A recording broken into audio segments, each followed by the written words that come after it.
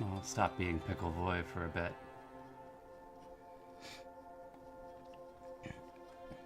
How's it going, average?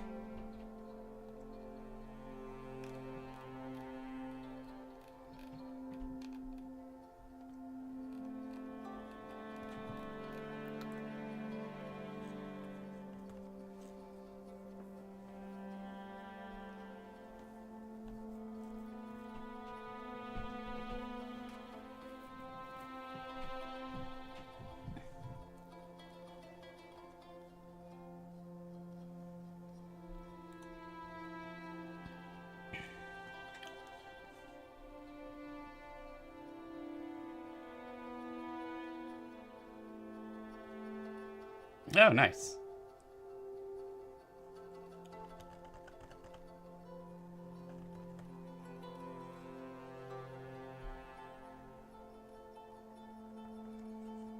Let's see here. What was I looking for? Oh, yeah.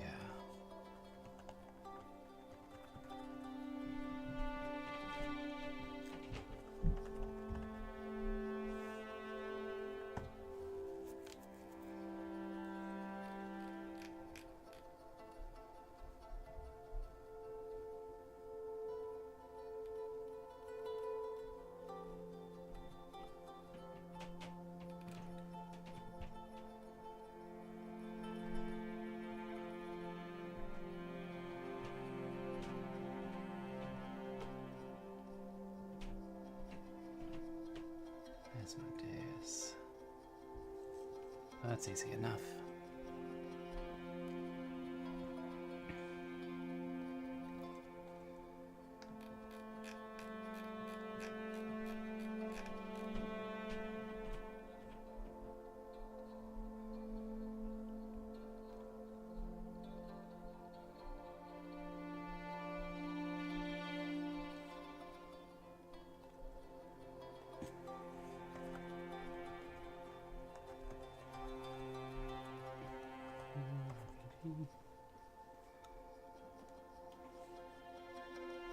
Hey, blank space. How's it going?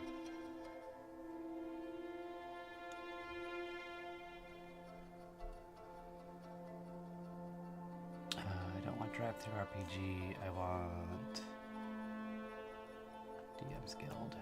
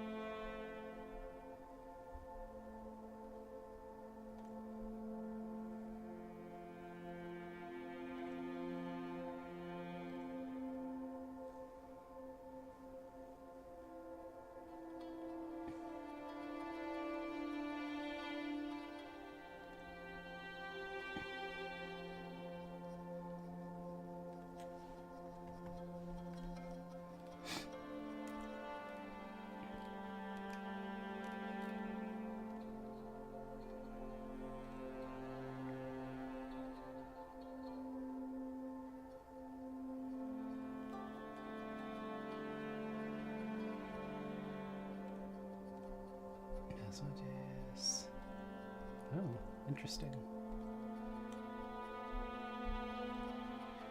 Take a look at what we got here.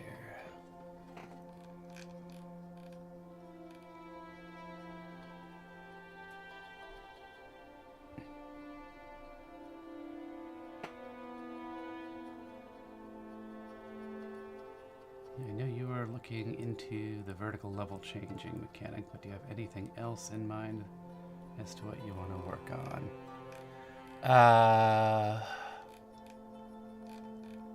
Today is going to be some technical stuff, although I'll probably do most of that quietly in the background. I've got to prep the game server for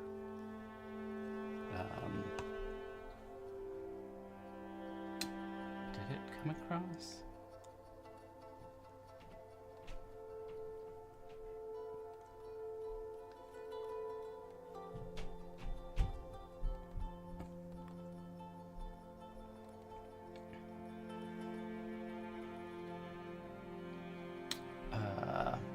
Got to prep the server for next season. But I'm also looking at Chains of Asmodeus stuff because I really haven't had a chance to look through.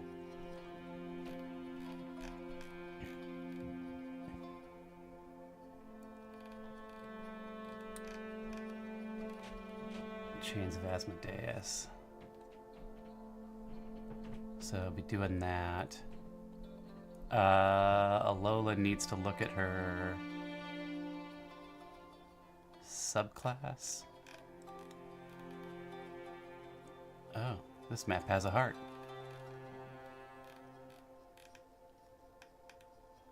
Be nice if they'd gridded these.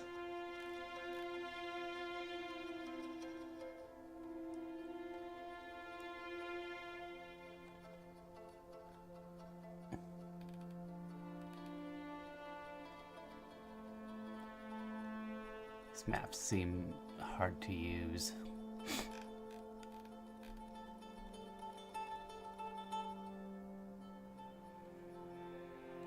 Submarine. Hey, Hell Submarine.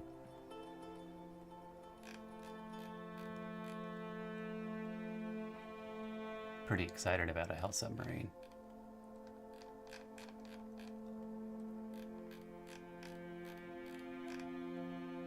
Is that a Hell Submarine reactor?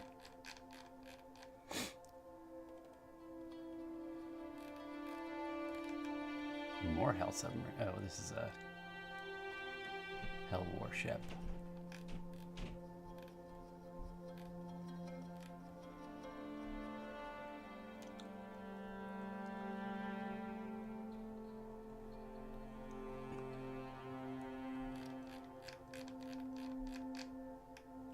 Huh.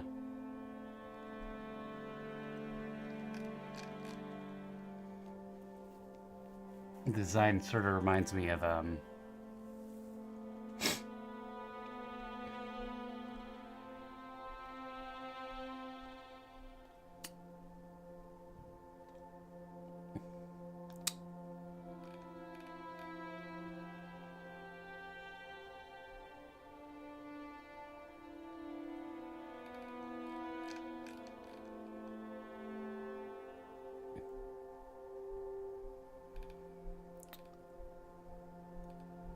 business partner.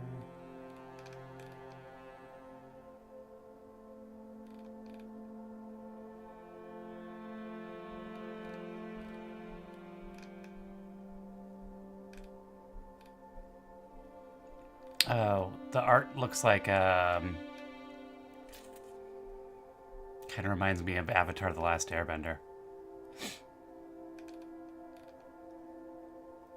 Heartless Master, Infinite Treasure. This is a pretty long adventure. Oh, snap. That guy can get his head chopped off. Hellrider contact.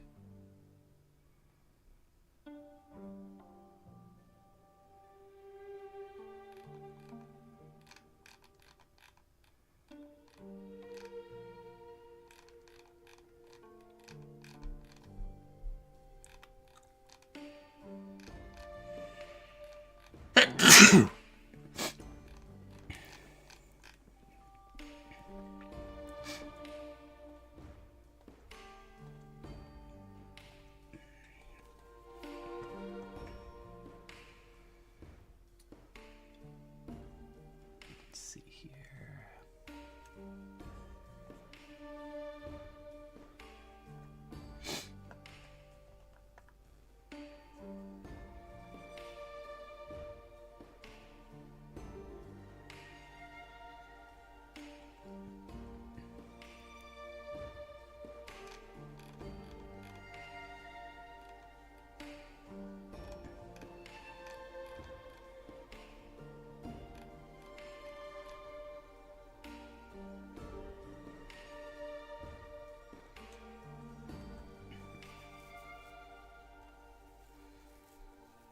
Asmodeus.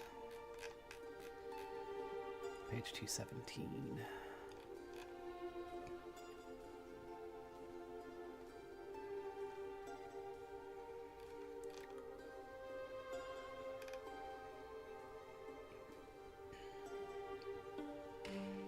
Didn't get to run War Devil yet. I always forget what a Ranseur is. I know I've looked it up before. Polearm type weapon. Oh, it's like a pitchforky polearm.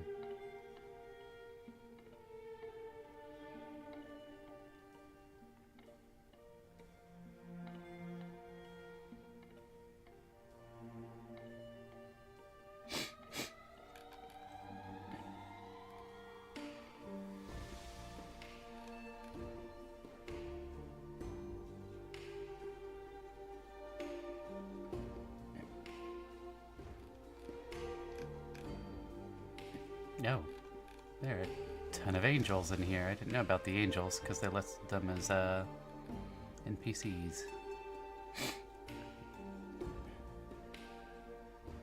Kotam, Tyax, Infernal magic items.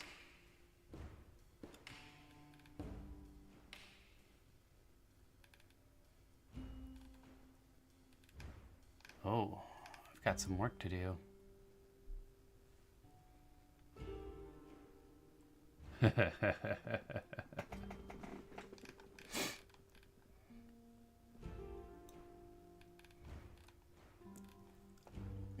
least I think I didn't do this yet.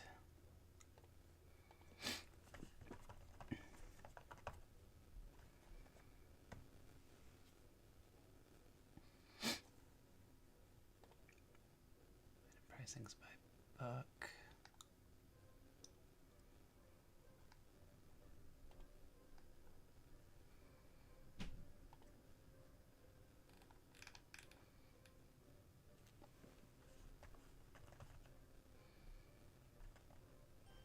No, I haven't. Okay.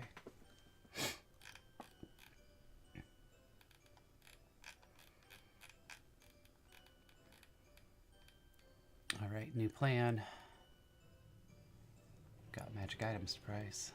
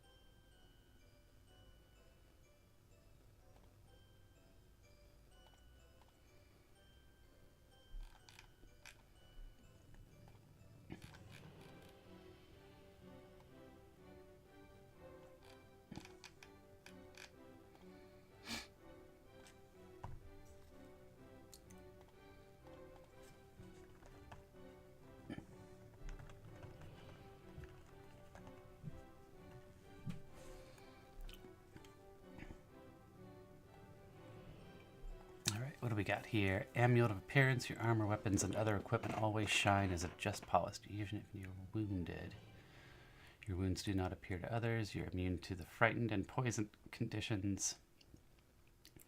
Yeah, I think you're gonna get it. Shao Kahn's got you this time.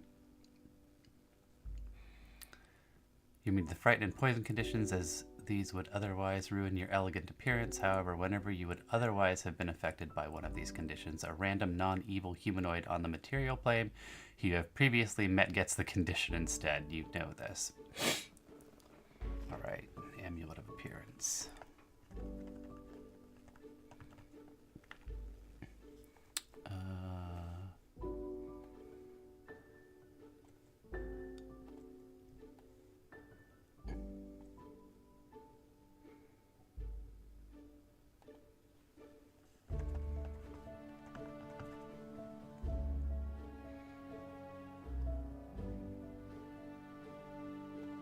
Let's see, how much is the periaptive proof against poison cost?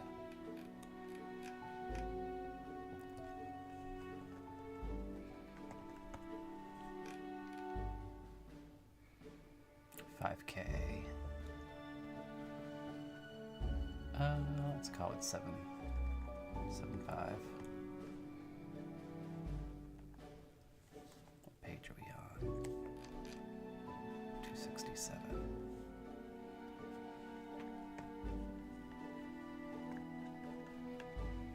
All right, Amulet of Betrayal.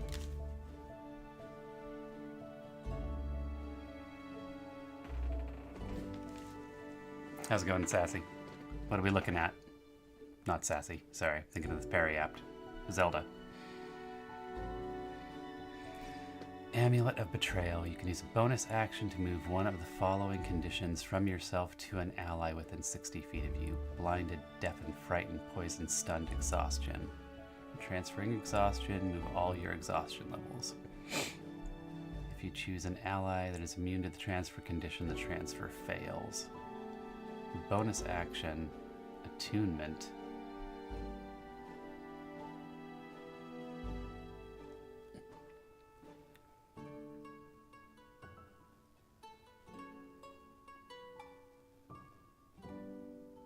One of the following conditions from your blinded, deafened, frightened, poisoned, stunned.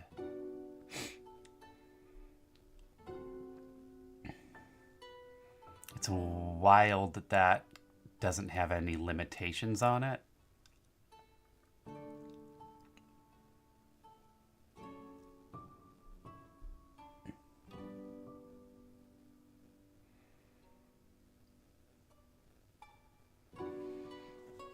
This is going to start vicious verbal arguments. Do any creatures have these items you're looking at? I mean, not unless I give it to him. This is Chains of Asmodeus. Amulet of Betrayal. I think that's worth 5,000.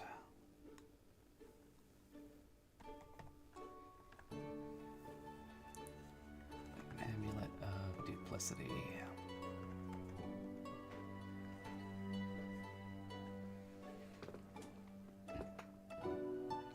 When you die, you're transported to an extra-dimensional space where you're stabilized at 0 hit points and kept in that state.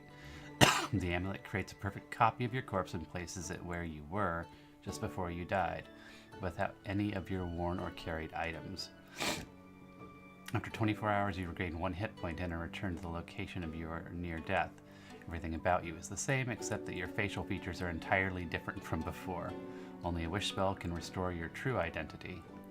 Until then, you have disadvantage on any charisma persuasion checks to attempt to reveal who you really are. Curse. An identify spell or similar reveals only that the amulet can prevent death. Once you attune to the amulet, you can't describe its ability to any other creature, and if attuned, you immediately forget what the amulet does. A remove curse spell reveals the details of the curse, but does not remove it from the amulet. Huh.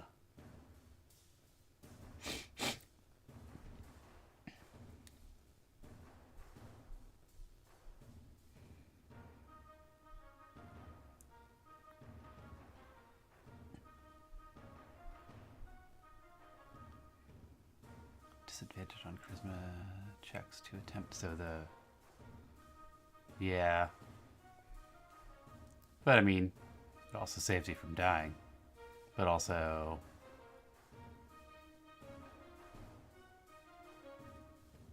Disadvantage on any charisma checks to attempt to reveal who you really are.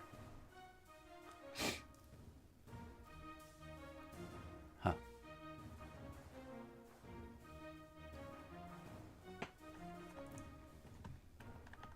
Say 10 tentatively. Bracers of Asmodeus. Also cursed.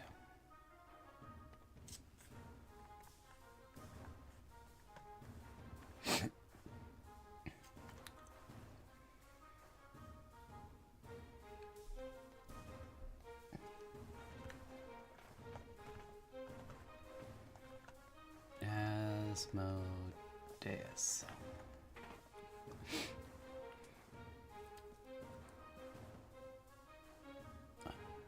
You have a +2 bonus to AC while wearing these bracers if you do not wear armor or use a shield at the same time. While using the bracers, you become obsessed with plotting, scheming, and manipulation. You always barter for better deals, often using secrets or leveraging other offers in the process. If you ever decline an opportunity to better yourself financially at another's expense, you immediately take 3d10 necrotic damage. Only the remove curse spells allow you to get attunement. This item corrupts.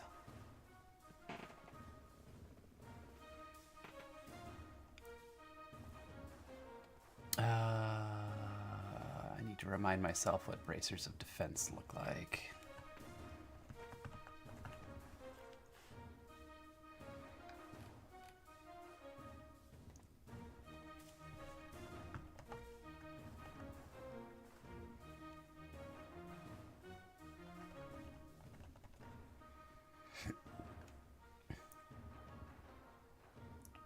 +2.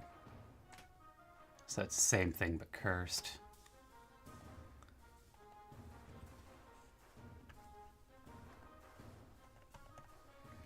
$6K.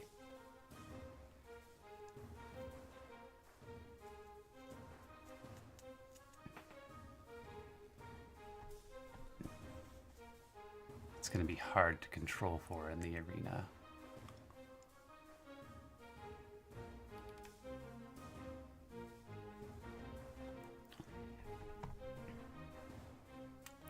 Let's see the corrupting table.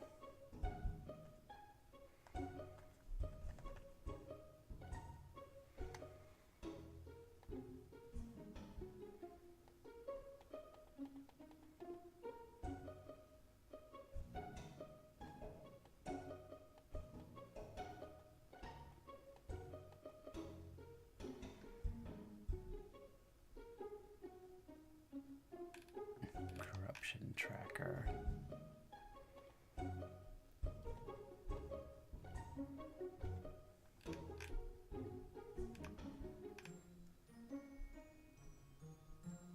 Premature ending to the adventure.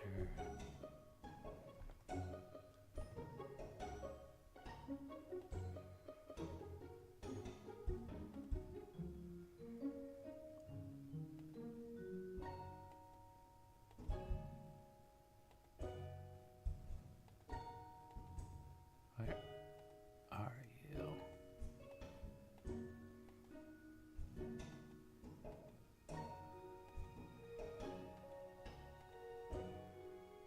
Corruption.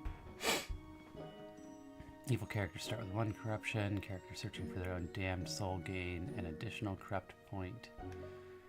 If the party aligns with Deathstalker patron, each character gains an additional corruption point. Okay. I'm still not there yet.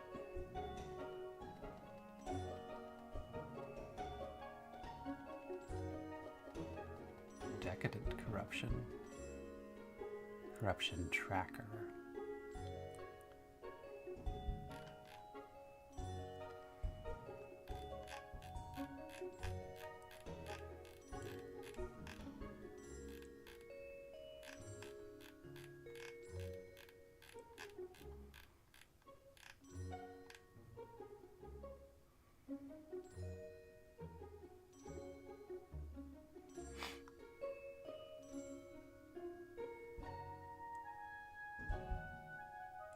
final outcomes table to determine path available. Final outcome.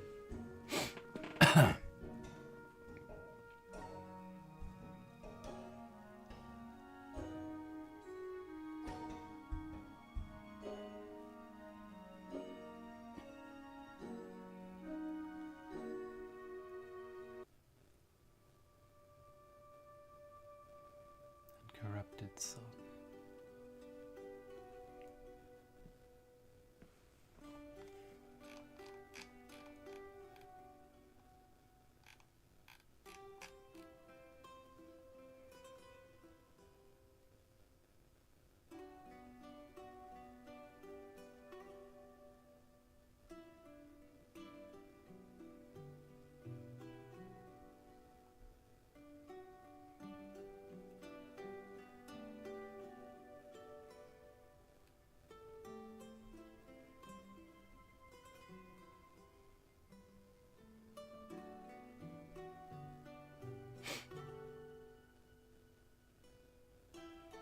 Huh, okay. Well, that's all very confusing, and I'm gonna keep moving.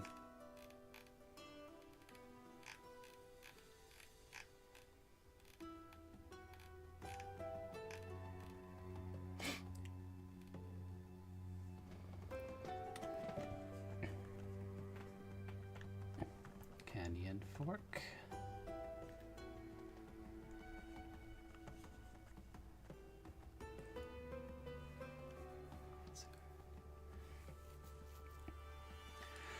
+3 bonus to attack and damage rolls made with this magic weapon. In addition, you can use make one additional attack with its bonus action on each of your turns. You're unwilling to part with this weapon each time you receive. Healing has no effect. Okay, so that's a pretty big curse. So +3 weapon. 16.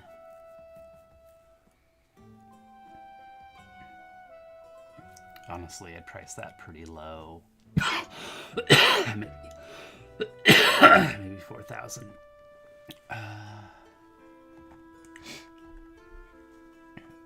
Condensed order.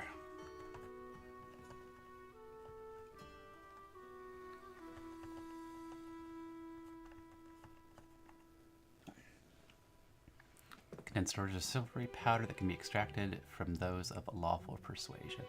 Devils bound for the war fronts of Avernus take flasks and snuff boxes of the stuff to fortify themselves against exposure to raw chaos of demons. Taking the substance requires an action to make you immune to the flesh-warping features of demonic ichor. It also gives you advantage on saving throws against any effect from a demonic source.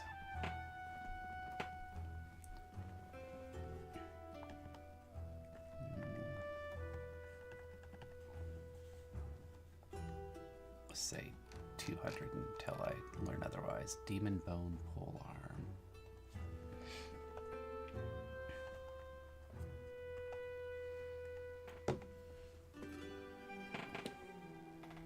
+2 attack and damage. Magic weapon addition. When you're damaged by a creature you reach, you can use a reaction to make a melee attack against this one creature. Curse. You're unwilling to part with this weapon while attuned to it.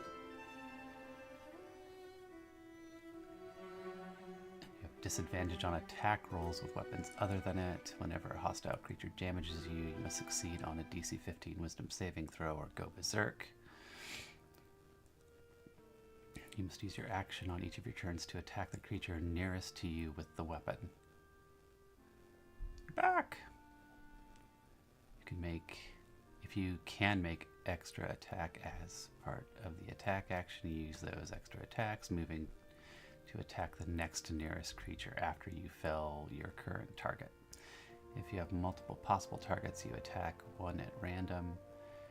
You berserk until the start of your turn with no creatures within 60 feet of you that you can see or hear.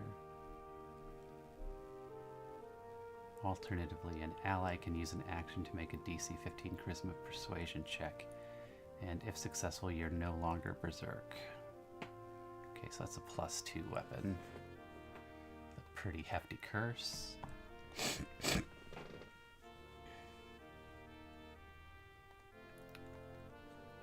We call it 2,000.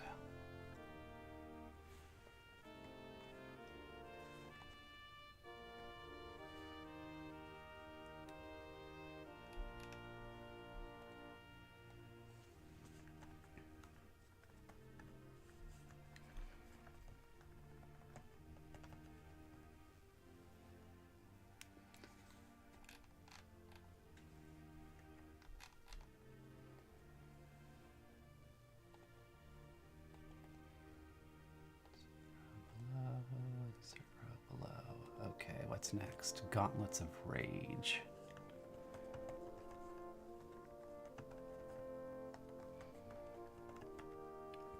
You gain the power of Never-Ending Fury. After you make a melee weapon attack, you automatically enter a special fury for 1 minute. While furious, you can't cast spells, can't verbally communicate, and are immune to the charmed and frightened conditions. Each time you deal damage, you regain 2d8 hit points and immediately remove a condition you currently suffer from or end this fury. Additionally, while in this fury, you may spend a spell slot before you make a melee attack. Doing so causes the attack to deal an extra 1d6 necrotic damage per level of spell slot extended. The attack hits. Once used, you may not use this fury again until you finish a short or long rest. Okay. 1 minute of fury, no spells, can't talk, immune to charmed and frightened. Each time you deal damage, you regain 2d8 hit points. You may immediately remove a condition you suffer from or end this fury. Additionally, while in this fury, you spend a spell slot before you make. Okay. Bard, Sorcerer, Warlock, or Wizard. That's an interesting one. It's only rare.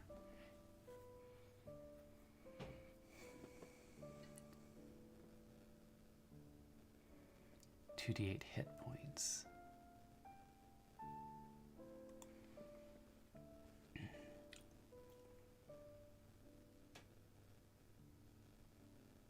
Yeah, all you have to do is make the melee weapon attack.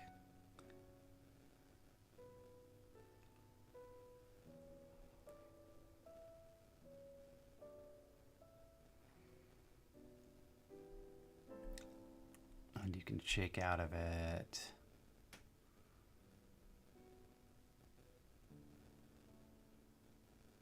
You have to hit to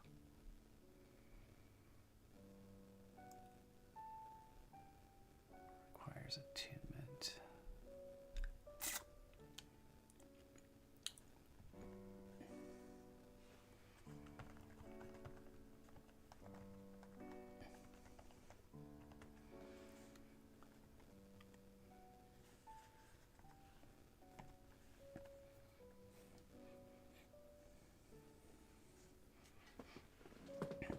All right, Infernal Amulet.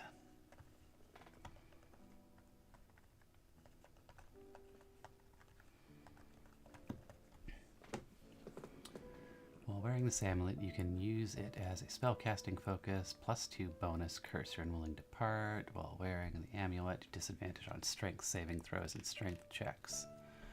Only remove curse. Okay. And who can attune? Anyone can attune. +2 bonus.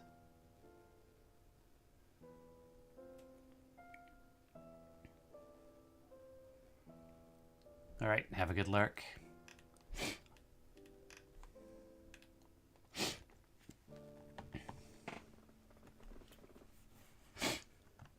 Chains of Asmodeus. 268.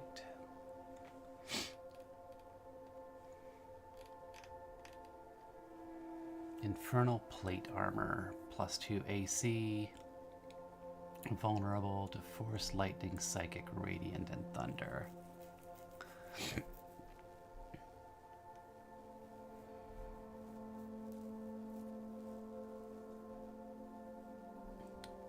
No worries.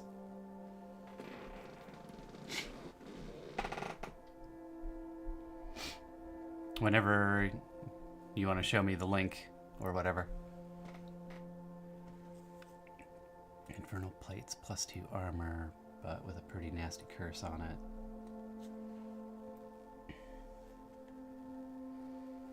Gonna call it 4K.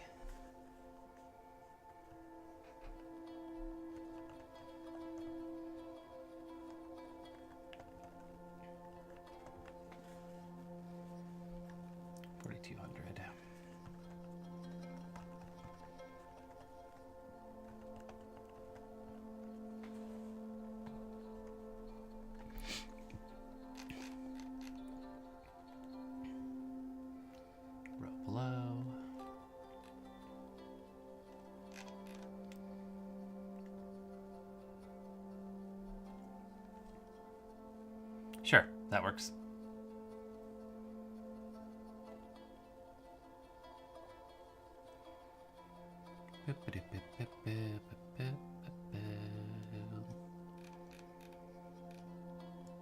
One, two, three, 4, 5, 6, 7,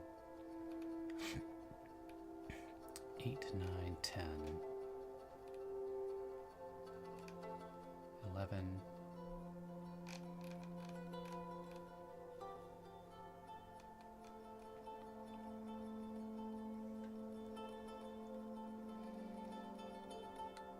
0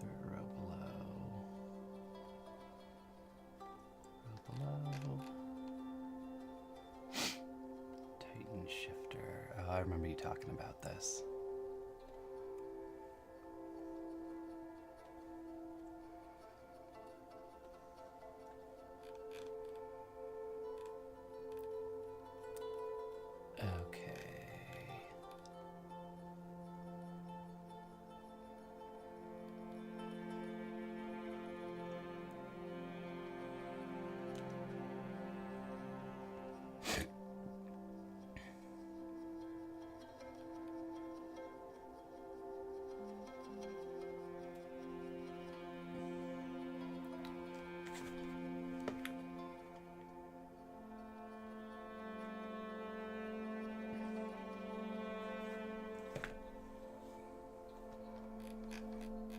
Okay, let's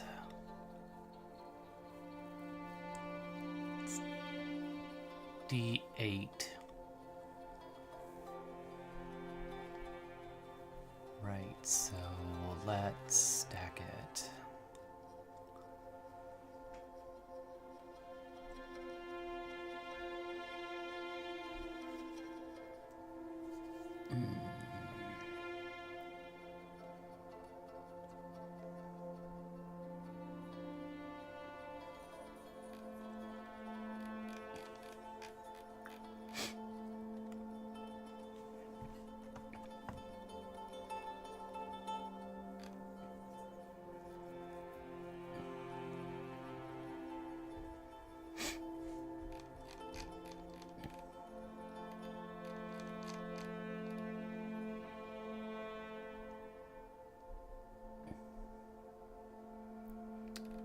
Okay.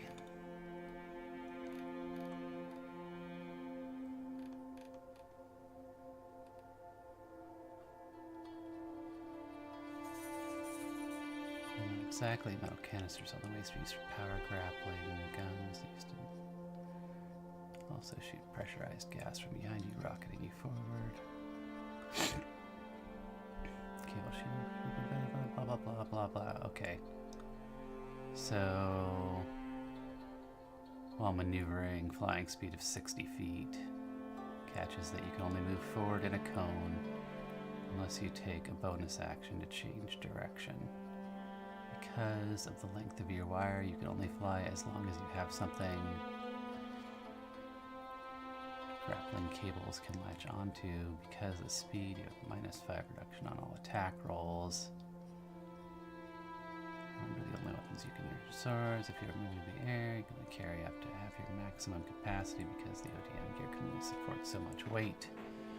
You can stay in the air for a minute before you run out of gas. Your canisters fully recharge. Okay. Don't see a problem there. It seems like it's going to be a pain to manage for you. Before starting, signaling of courage, reflect on your allies.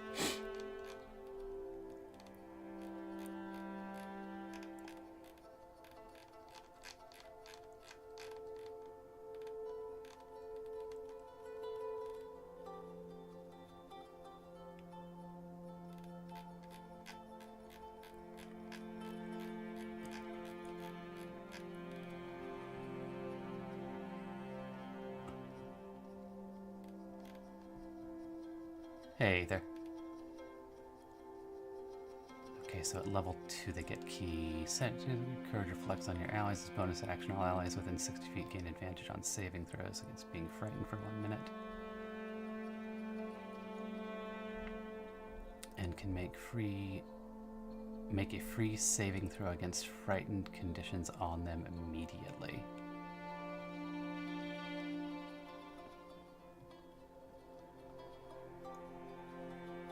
Once you use this feature, you must complete a long... Okay, oh, I see, as a bonus action. I get it. That one's fine, no problems there. Military branch, 3rd level, you have finished training as a cadet and are ready to join one of the 3 branches of the military, Scout Regiment, Garrison, or the Military Police. All of them are detailed at the end of the description. Your choice also grants you an additional feature at 6th, 9th, 13th, and 18th level, so your subclass. Ability score improvement. Nothing new there. Improved gas canisters, 5th level. You have modified your ODM to contain more gas. You now stay aloft for 2 minutes without recharging. This part of the feature increases at 8th level, 3 minutes, 4 minutes, and 5 minutes. Extra attack. Beginning at 5th level, you can attack twice. 60-foot range. Oh, for the heroism, yeah. Being at 5th level, you can attack twice instead of once.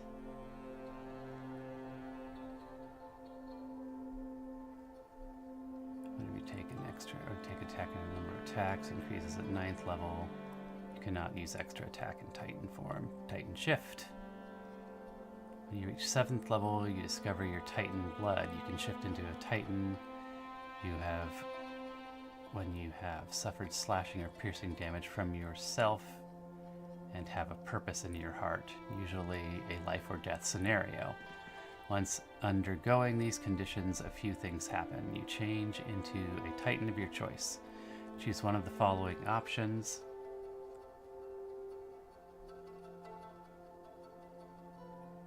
But be careful because you cannot pick a new Titan later. Once you decide what Titan you want, that is the only Titan you can transform into. Your choices are listed below. Okay, it doesn't really matter to me.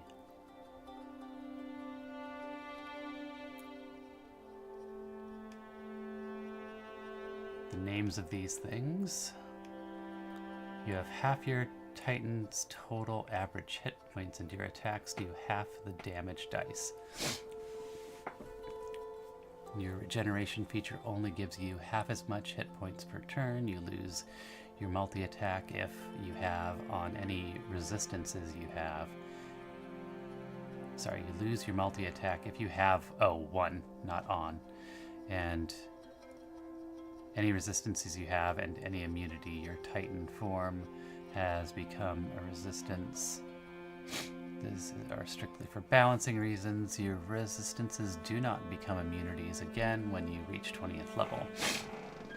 Any psychic damage done to you,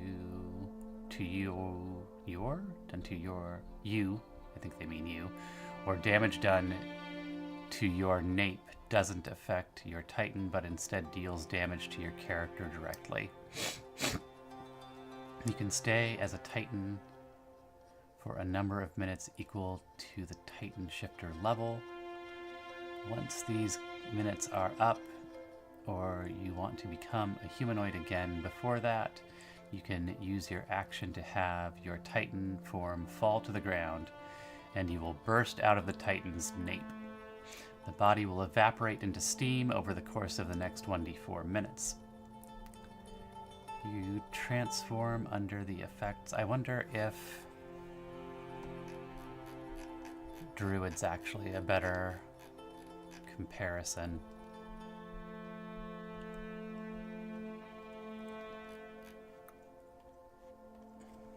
Druid.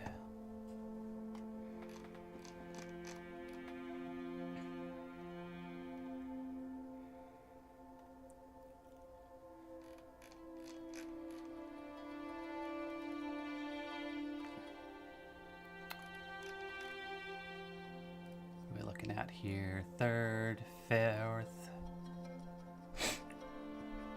Druids pick up their circle earlier.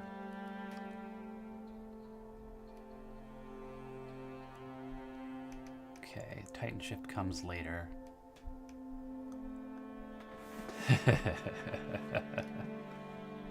Sure someone will mind blank you.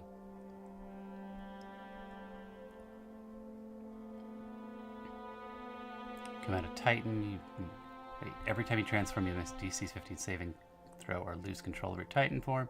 If you lose control, your Titan form goes under the effects of the confusion spell. You can re-roll the save at the start of each of your turns, ending it on a success. If you spend at least 1 minute in concentration before you transform, you don't have to make the check.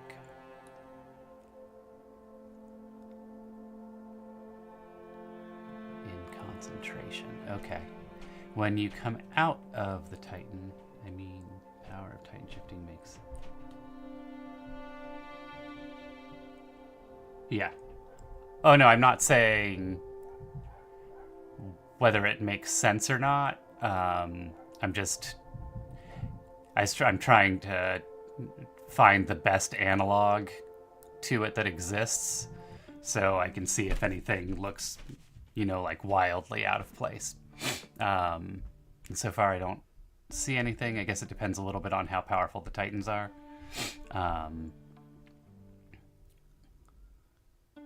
Gain 1 level of exhaustion. You can use this feature once. In order to regain this use, you must succeed on a DC 18 con saving throw at the end of a short or long rest. Every time you fail this saving throw, the DC is decreased by 1 until you succeed.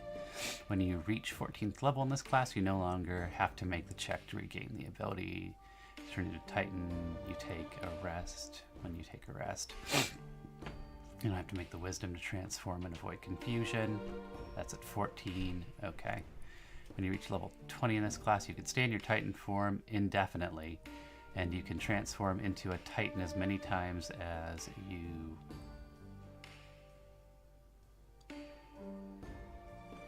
Yes, I would say so.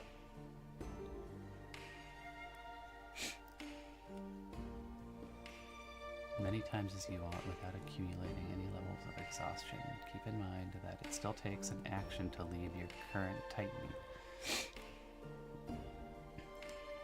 Your damage, maximum health, and regeneration is no longer halved. If you transform more than once in the same day, you do not regain all of your hit points when you transform the second time or any time after that. Okay, I like that part. Battle scan. So you're going to be a shifter, so I don't need to read battle scan because you're not going to do that, right? Regeneration at 10th level, because you have transformed into a Titan so many times, you can regenerate hit points in humanoid form. You can heal 1 hit point every minute indefinitely. Feature regenerates small scars and relatively obsolete injuries like losing a finger or tooth, and regenerating bigger injuries like severed limbs occurs over the course of a few hours. With your regeneration feature, you can also get into a boost mode that heals you faster. As an action, you can enter rapid regeneration mode. When activated, you deal 10 hit points per minute, 1 per turn instead of 1 until the feature is shut off. When you enter rapid regeneration mode, you cannot turn into a Titan because your body is too focused on healing you. You can end rapid regeneration mode as an action. First time you drop under 0 hit points or you become unconscious with under half of your total hit points, you automatically enter rapid regeneration mode, and you cannot shut it off until you have at least half your maximum hit points. Though if reduced to 0 hit points while rapid regeneration mode, you will remain at 0 hit points and make death saves per normal.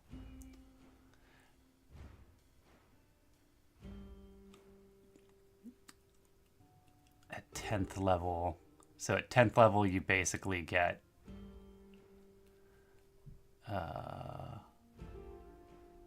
like Death Ward, a better Death Ward. Lightning attack, that's a variant for non-features. Agile, 11th level. Your skills while flying rival even the toughest captain. While using your ODM, you can take the disengage action as a bonus action on your turn. You can also maneuver in any direction without taking a bonus action to turn around.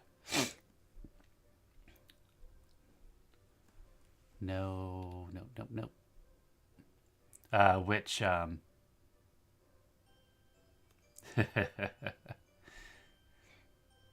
be lots of tall shit for it to stab.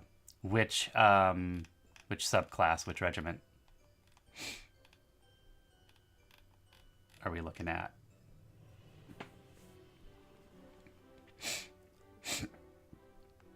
So far, so good, I would say.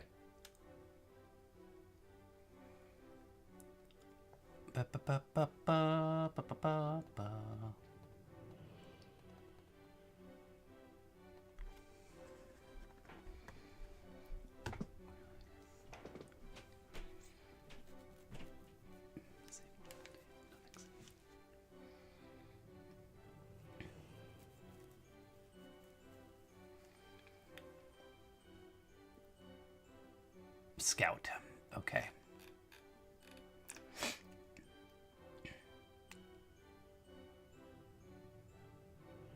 Blah, blah, blah, blah, blah. Flavor. When you join the Scout Regiment, you gain proficiency in Smith's tools, create your own blades, later Thunder Spears. That's fine. 3rd level. Excellent rider. You have been provided a horse by the military. You can use this in combat or while traveling. Unlike normal horses, this one travels with a speed of 70 feet because it has been specially bred to be fast. Your horse will follow your commands no matter how suicidal. If your horse dies, you can have it replaced within 1 day as long as you are in a population center of some sort that has a military presence. I had, like, halfway through last season went, is there an Attack on Titan homebrew, and found this. Nice. Okay, no problem with the horse.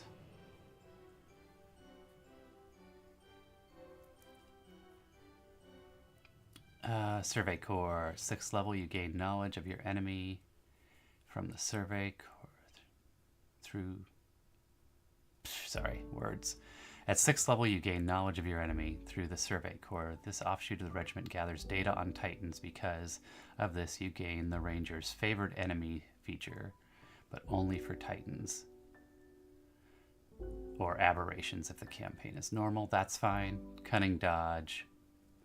When you reach 9th level, you have become quick and reflexive with your ODM gear. When you fail a strength, dex, or con saving throw, when you are flying, you can choose to succeed instead. You must make a short or long rest to use this feature. I think it's weird that they included con, but I don't really have a problem with it.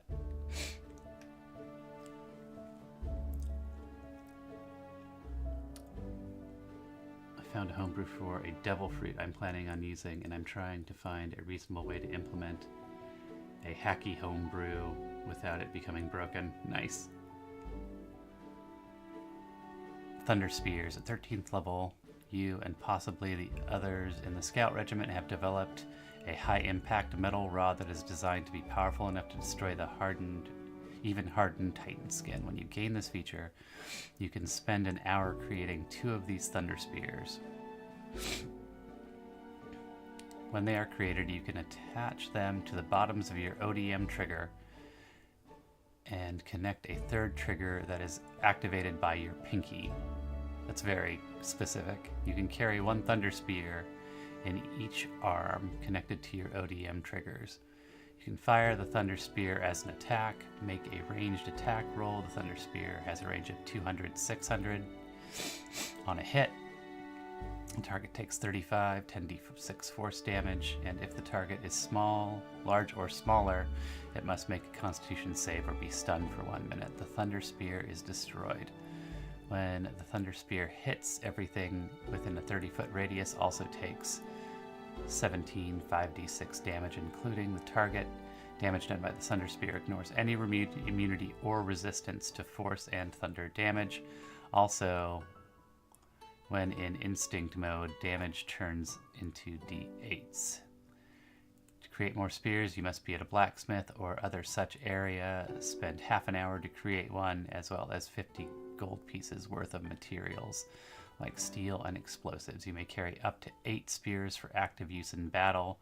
Fire 4 per arm at any time for use in battle. So it's limited to 8. The second trigger is so the scouts can get away from the Titan before the spear explodes. Yeah, I know. I'm not familiar with Attack on Titan, so all the little flourishes that reflect what happens in the show are meaningless to me. I'm only making fun of them because I'm just trying to pick them out from the actual mechanical stuff. Yeah, I know Instinct is non-shifter. I got that part. Skin hardening. So you back to the Thunder Spears. At 13th level, you get 8 of them.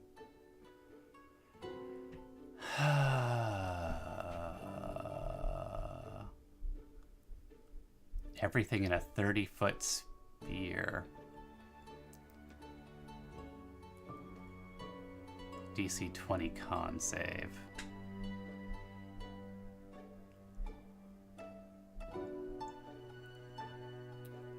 That's the first thing that's given me a little bit of pause. Is that seems real powerful.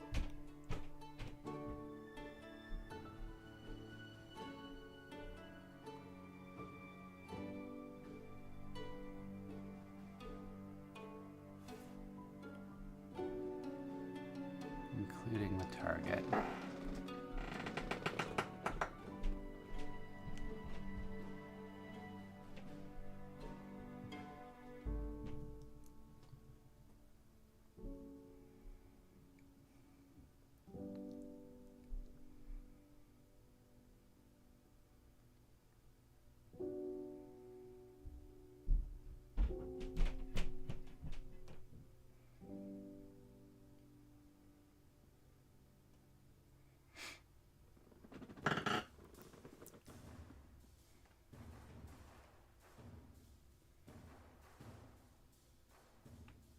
All right, Zelda, you back?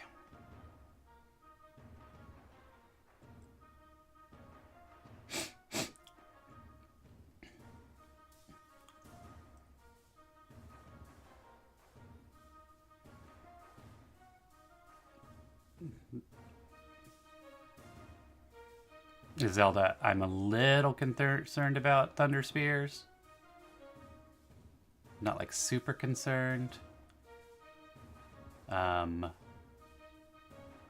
going to reserve the right to further restrict the number you can carry.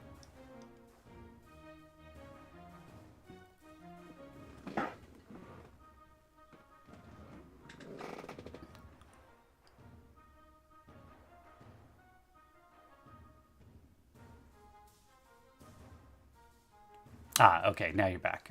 So what I was saying was the damage output seems really high on Thunder Spears. I'm not gonna ask that you modify anything yet, but I might, depending on how things go, reduce the number of thunder spears you can carry.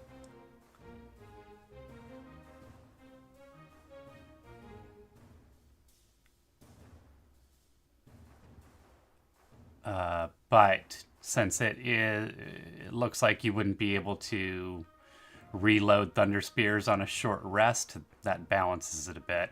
I'll just have to see how it goes in combat. You have the benefit of having people like, Beast around who have min-maxed existing shit all to hell. So as long as I don't feel like you're like crazy over damage, I'm not going to do anything about it, but it seemed that part seems a little rough.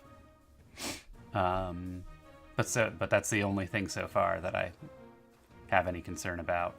When you reach 18th level, you become one of the Titans, and you become one with the Titans and learn their powers. You have access to the first skin hardening ability variant rule listed under your Titan form, meaning you can solidify parts of your skin to defend yourself or increase your attack. You have only the first part, so you cannot cover all your skin, just a small portion. Squad. That's non-shifter, so I'm going to skip squad.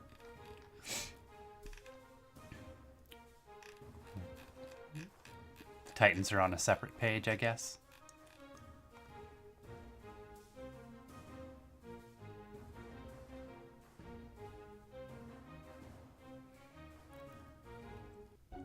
Attack Titan.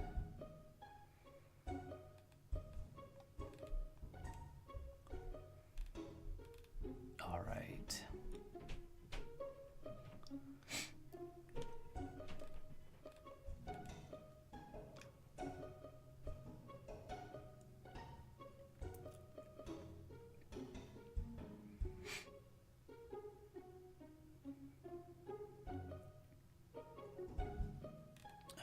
Do they write a CR?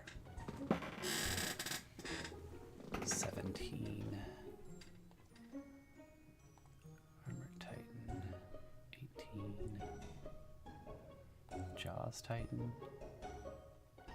15.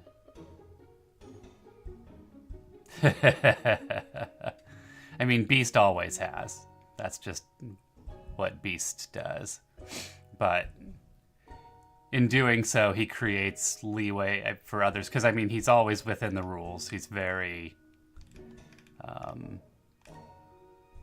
conscientious about that. And so my thoughts are always, if it can be done within the rules, then, that gives a lot of latitude for what people can do with homebrew. So I'm not gonna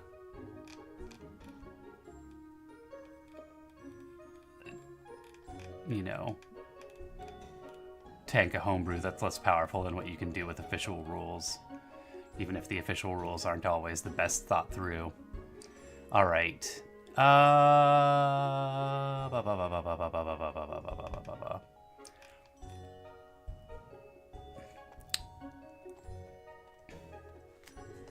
CR calculator.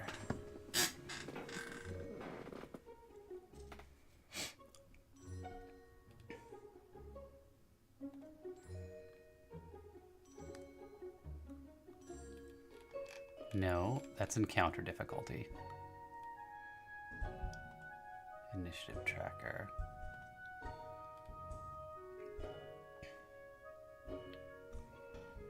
Encounter size.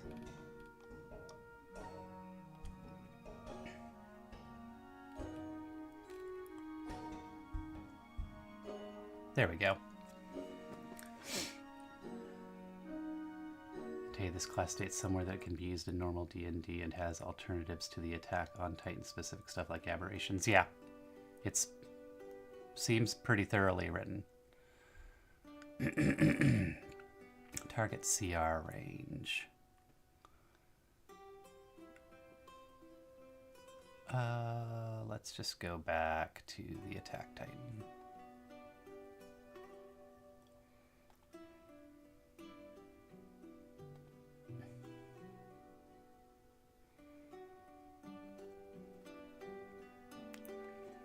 Actual AC is 20. HPs are 245.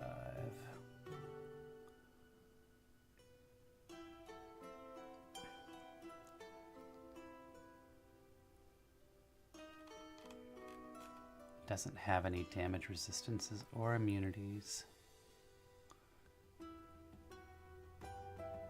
Save proficiencies.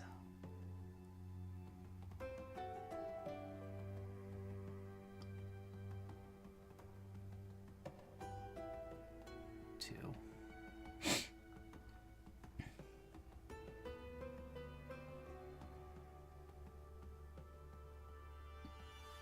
Yeah. Well, no, I'm just, I'm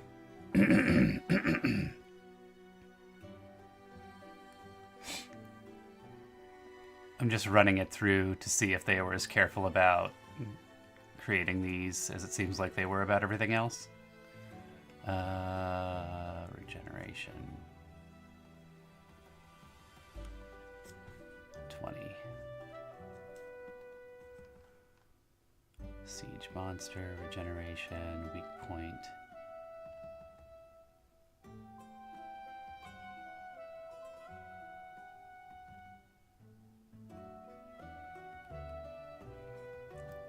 Punch, kick. Does it have a multi?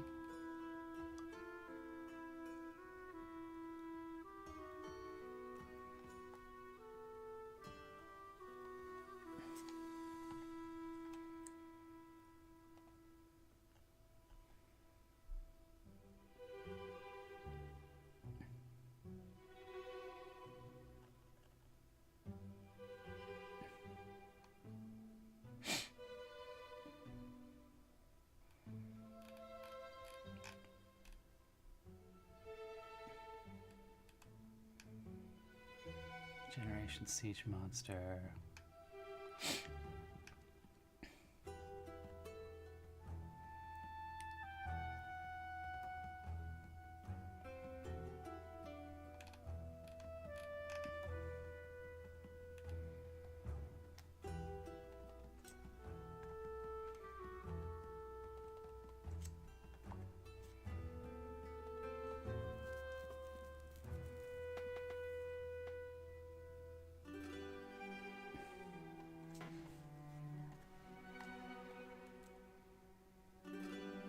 Okay.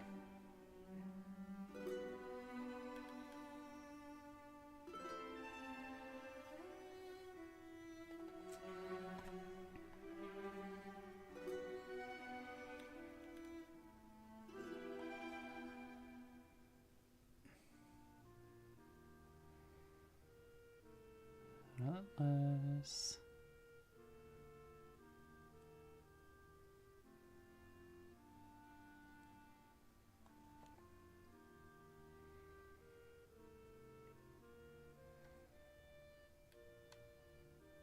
Mm-hmm.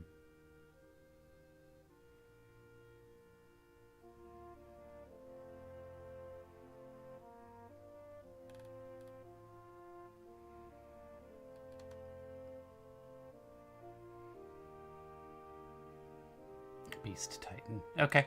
Yeah.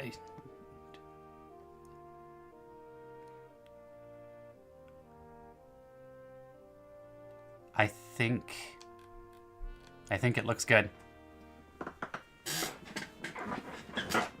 Like I said, I think the only concern, we'll see how the Titan transformation goes. I don't think your standard monsters are gonna have any idea about the nape of the neck thing, but bounties may. So that's something to keep in mind. And we'll see how the Thunder Spears go.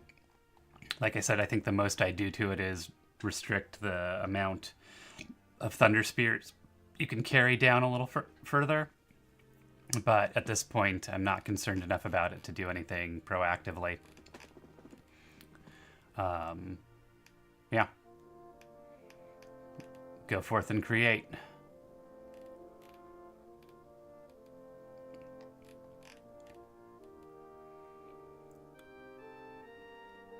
Infernal Plate. Knife of Stolen Resistance.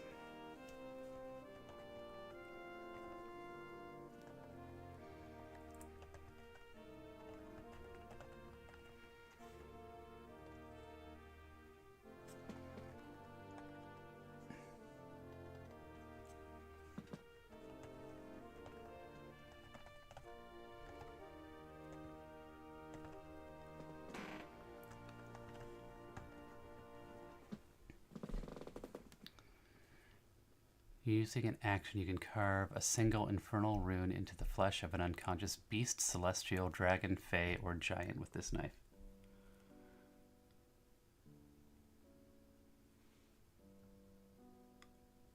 Yeah.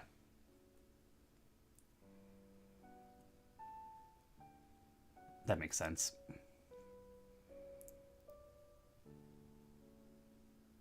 Over the next 10 minutes, the creature dies an agonizing death. If the creature has any resistance or immunities, you gain those resistances and immunities until the creature dies or a wish spell is used to save the creature. The knife's power can't be used again until you finish using an action person. Unconscious beast, celestial, or fae. Jesus, that's wild.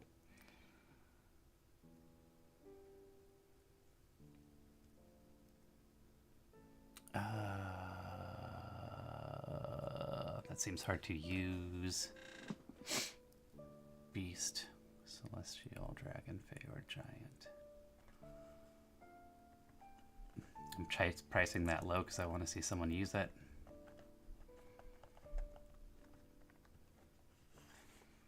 $268.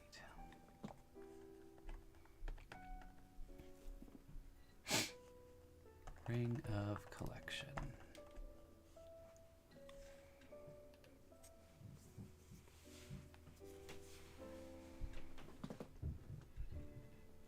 Disintegrate any non-magical piece of art within 60 feet that is no larger than medium-sized.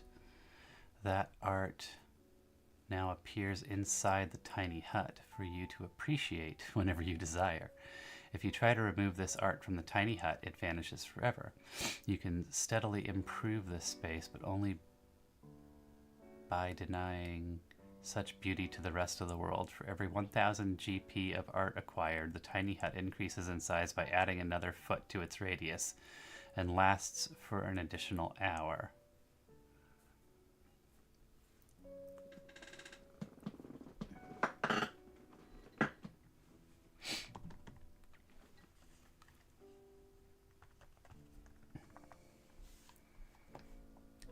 What level is Tiny Hut?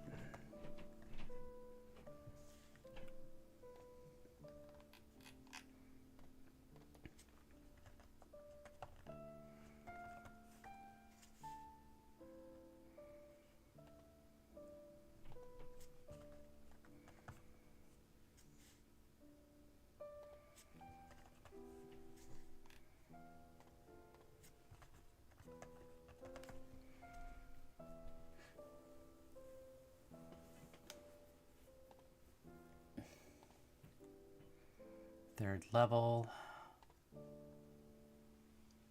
Can I stick the Ascendant on the weapon? It's a 1d6 sword in case I need to smack things with this said sword. Yes.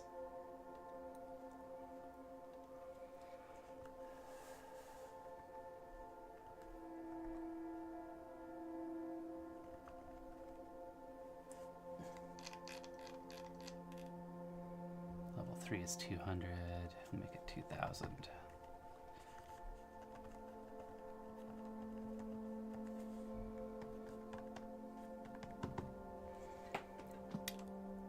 Ring of the Copycat.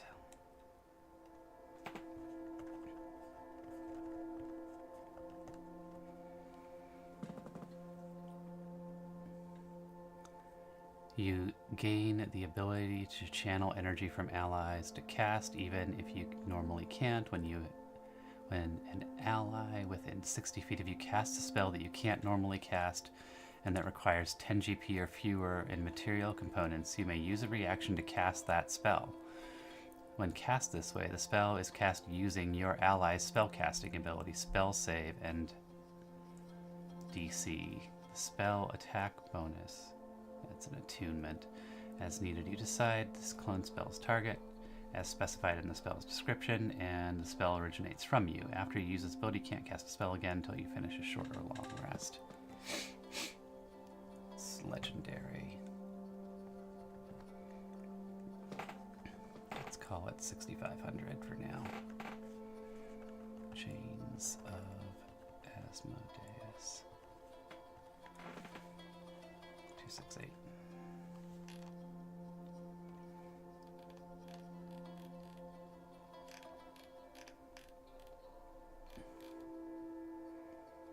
Ring of Treachery.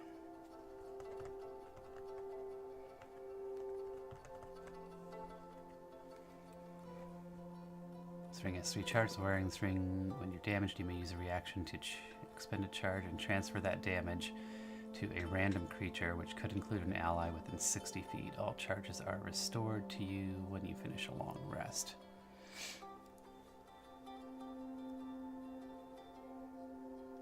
Very rare.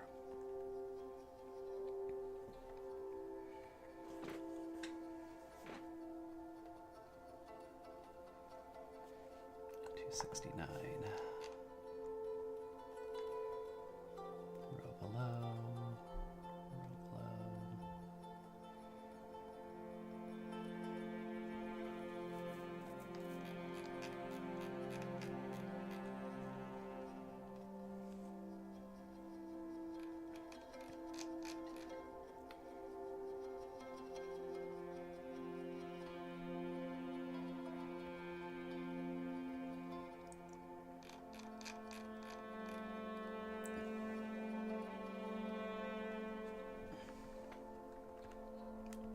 Mirror. Skull of Selfish Knowledge.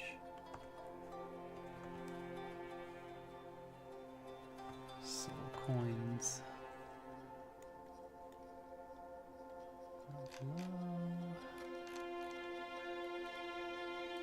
Stygian Spear.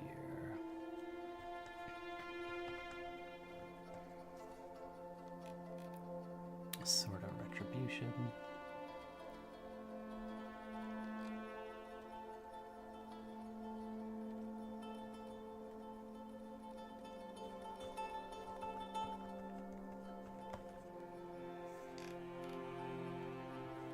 And Vial of Greed.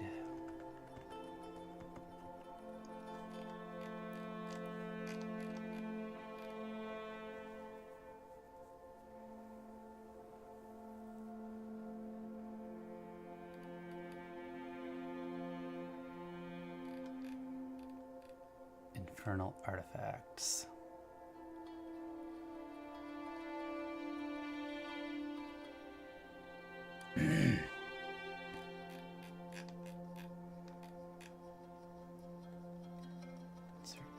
Above counting and the valuation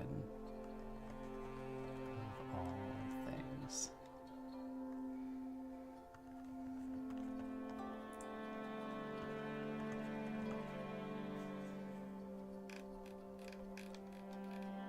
Amulet of the Inferno.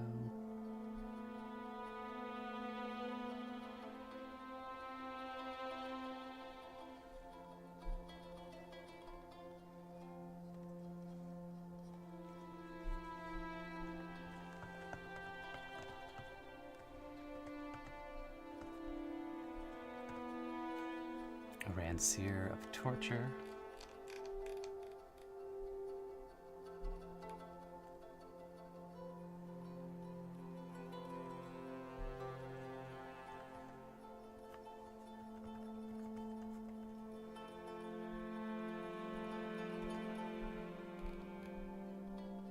Ruby Rod of Asmodeus.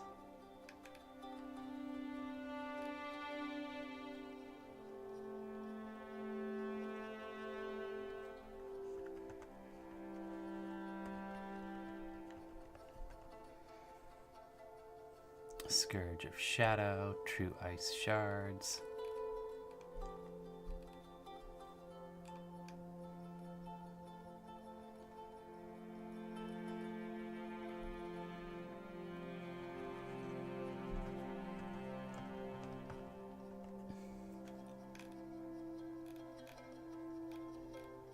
True Ice Shards.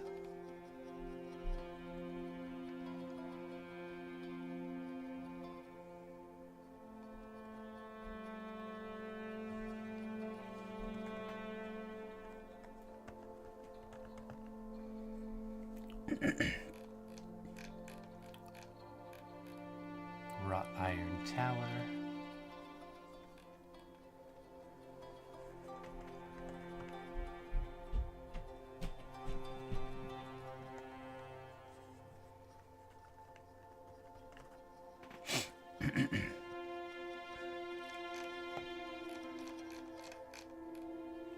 Alright, that's everything. So, counting the valuation of all things.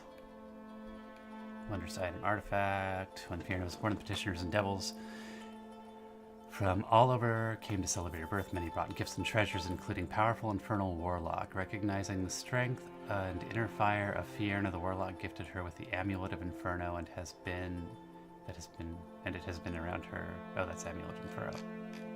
I want amulet of Inferno. I want. There we go. Accounting and valuation of all things is bound in gold leaf with pages of silver and text in blood. I am looking at the magical items from Chains of Asmodeus. Natural regen's nice.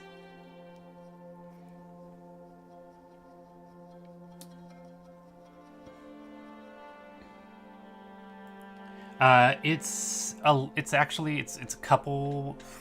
It's from last year. It kind of slipped past my notice because they didn't publish it. They didn't publish it as a book. They published it on DM's Guild. And I think I'm a little curious as to why. But they used a bunch of traditionally named demons, and I think that maybe they wanted to not make it a mainline release.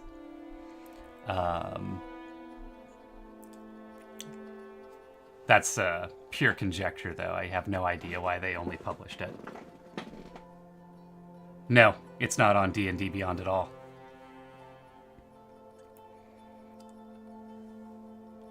Which again, like, that's another reason why I wonder if that's what they did, is that they want to keep D&D Beyond a little less scuzzy. Because there's a lot of it's an adventure. So there's a lot of like trying to rescue someone's soul from hell, or trying to rescue your own soul from hell. Which I'm wondering if they felt like that was a little too irritating to Christians for them. A magic function spell book, so it's a +3 arcane focus, random, major beneficial, and minor detrimental. Oh, one major detrimental. Ooh. Soul Trade. One section of the book is dedicated to negotiating and valuing mortal souls. When the book is opened within 10 feet of a creature with a soul, that creature must make a DC 22 Wisdom saving throw. On a failed save, the tome analyzes their greatest desires and calculates exactly what they would need to give up their soul. That information is then displayed within the tome, such that the user can offer a trade to acquire a soul. Creatures that succeed on the saving throw simply show up as a question mark in the book's pages and are immune to further evaluations. Mammon's Tax. When the accounting and valuation of all things is used as a spell book, it maintains a unique ability to forcibly acquire souls. Any creature killed by a spell transcribed within the book has their soul ripped from their body and sent to Minaros. Until good aligned artifacts also come with an equal level of detrimental properties, I won't use them. That's one of the places where I think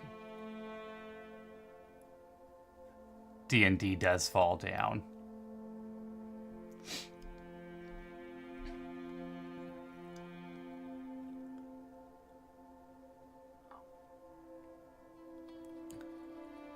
I think there's a price for being a goody two-shoes, too. I agree with you. Question, since the only really fitting race for this is human, because Attack on Titan World doesn't have non-humans, even Titan Shifters are technically human, there's a lot of lore around it, can I use the variant human? Yes. And I mean, the arena's a wacky place. If you want a different race, take a different race. But if you want to queue to Attack on Titan lore, then yeah, variant human, probably your best bet. This process renders the subject immune to all forms of resurrection aside from true resurrection. In payment for their soul, Mammon drops gold equal to 20 times CR or 2 times level on their corpse. Negotiation tactics. The tome is capable of providing some assistance to all negotiations, not just those made for souls. You gain a passive +5 to charisma persuasion checks made to barter. Additionally, as an action, you can surrender your consciousness to the tome, allowing it to take over for you.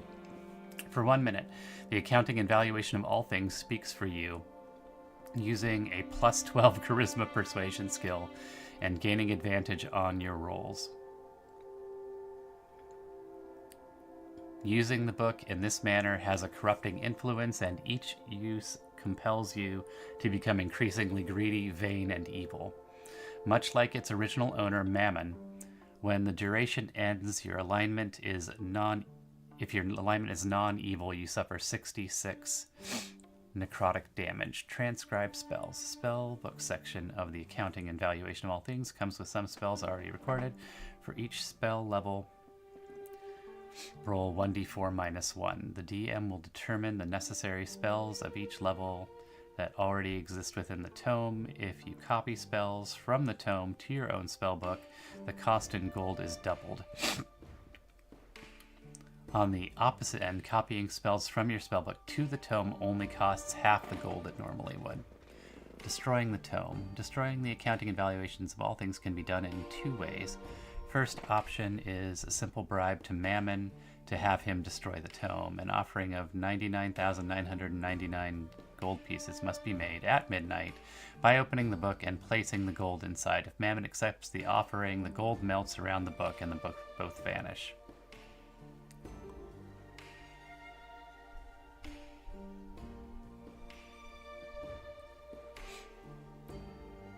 The second route, in case Mammon is unavailable or unwilling to incinerate, is to incinerate the book. To accomplish this, a pot of platinum valued at 99,999 gold pieces must be melted, enough to fully submerge the book. Once the platinum is prepared, dropping the tome into the molten solution melts the tome. The process is complete or completely destroys the tome as well as the platinum. Okay, so that's a +3 spell casting focus with some flavor.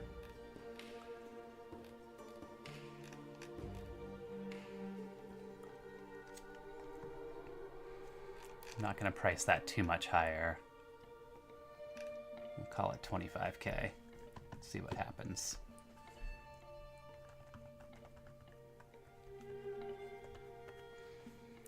That is on page 272. Amulet of the Inferno.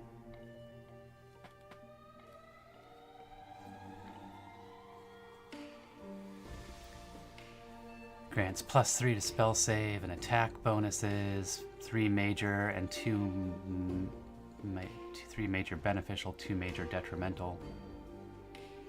While worn, the amulet augments any magical flames, transforming them into Hellfire. Hellfire ignores resistance and immunities to fire damage and details double. Raging Inferno.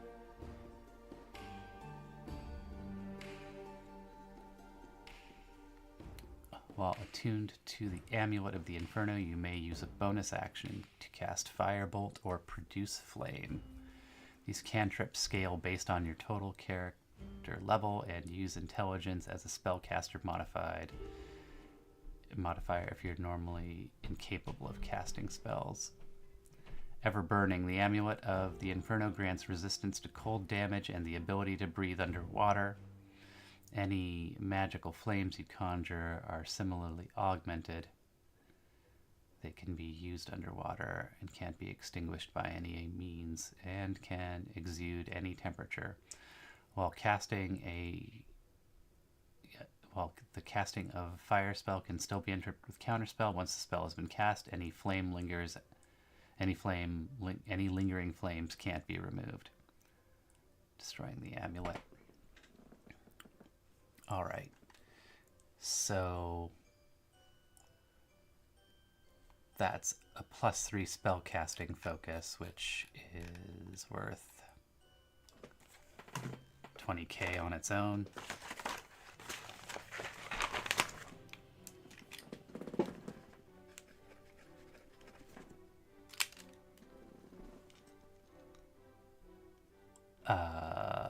Plus overcoming resistance.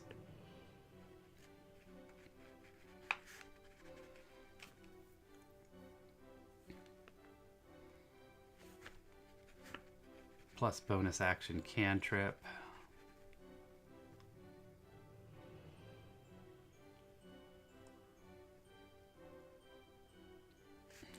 Plus resistance to cold, plus water breathing.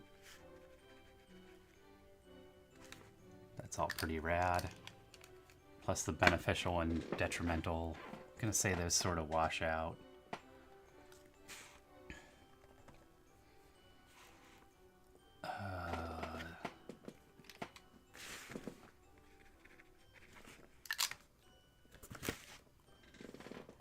Winter.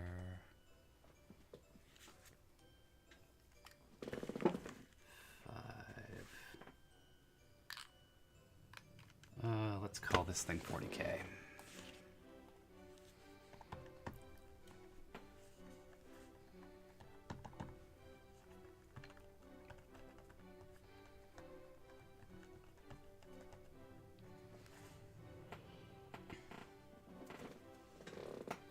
I was about to say, sounds like something I need as a pyro. Pyro didn't care about resistance and treated immunity as resistance. Yeah.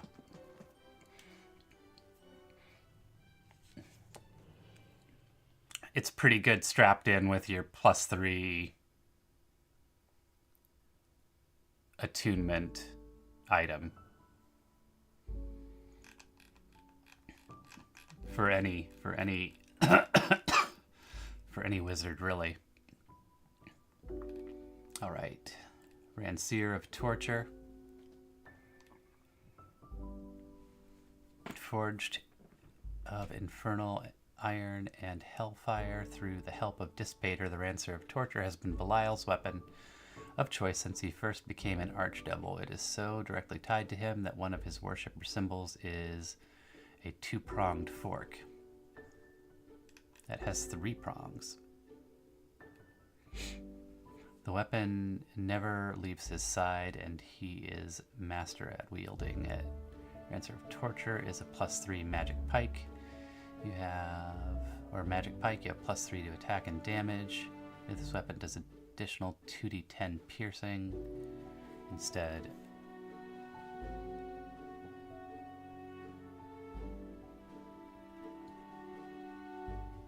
Additional.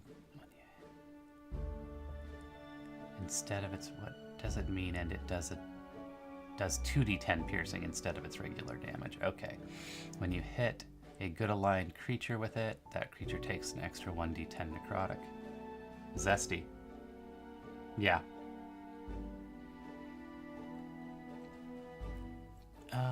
So +3 weapon. 16 on its own.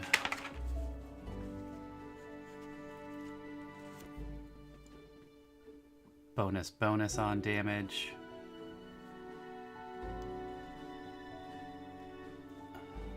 Wounding. Damage is dealt by Ransom of Torture, particularly dangerous as it can only be restored through magical means. Resting food and medicine won't restore hit points removed by the pike. If the damage goes untreated for 7 days, the missing hit points are permanently removed and can be recovered only through casting Regenerate or Wish spell on the victim. Execution.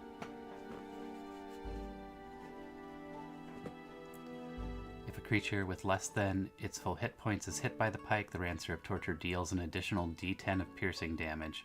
If the creature is killed by the pike, their soul is sent to Phlegethos and can be restored only through casting a Wish spell. Staggered. Each time a creature takes damage from the Rancer of Torture, they must make an Constitution saving throw with a DC equaling the damage they took on a failed save. Their movement speed is reduced by 5 until the end of their turn. Very nice. Of course it's Fort's fault. On failed save, their movement speed is reduced by 5.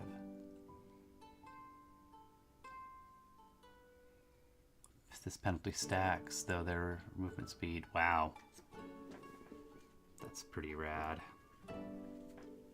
Interrupting. Spellcasters damaged by the Rancer of Torture have disadvantage on con saves. If a creature is concentrating on a spell when damaged by the Rancer, their concentration is immediately ended. Woof. That seems valuable. Destroying the Rancer. Only has 1 minor detrimental on it, too. What are we looking at so far? 26, 28, 31, 36. I think this is easily 40k. The instant concentration break is pretty badass.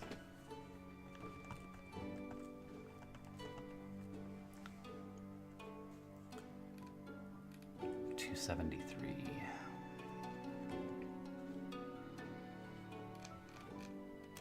Ruby Rod of Asmodeus.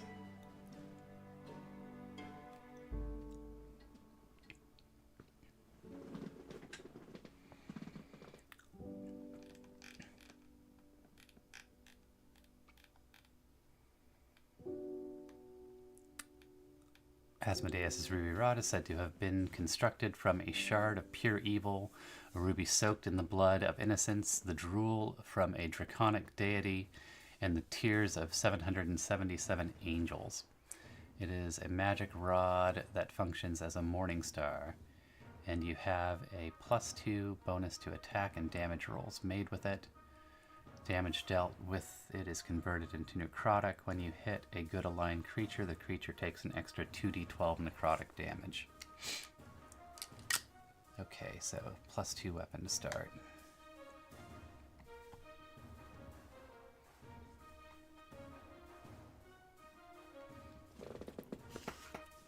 That's 4k. I mean, last season I went to Fort being like, I want to run a druid, and he recommended Beartoe. Yep. It's a nice combo.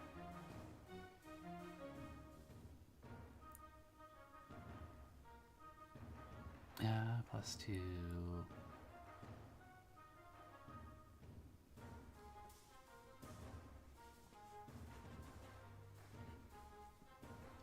Oh, my pen is leaky. Boo, pen. Stop leaking.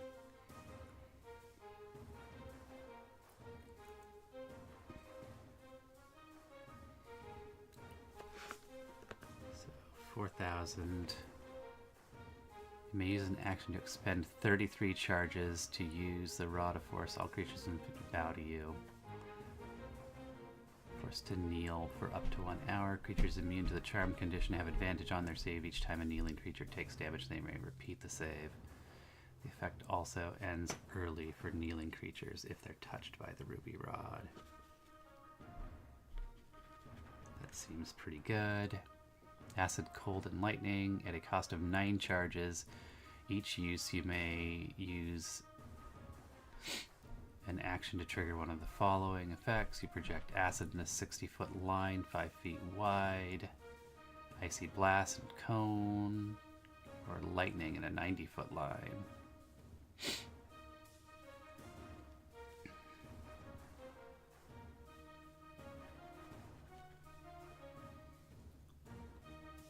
Reactions. As a reaction to suffering a detrimental effect, you may cast lesser restoration or greater restoration.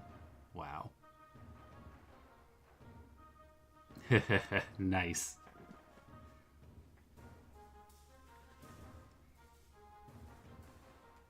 Oh, my fountain pen. A very naughty fountain pen.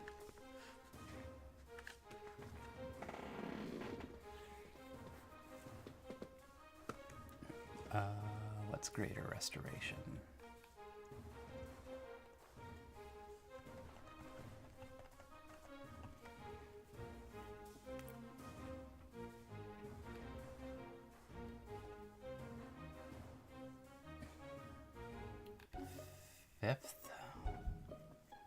Fifth level.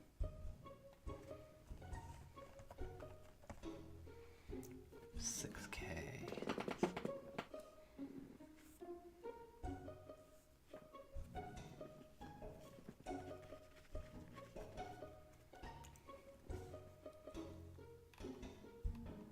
If you're still targeted spell, you use your action to attempt to use the rod absorb.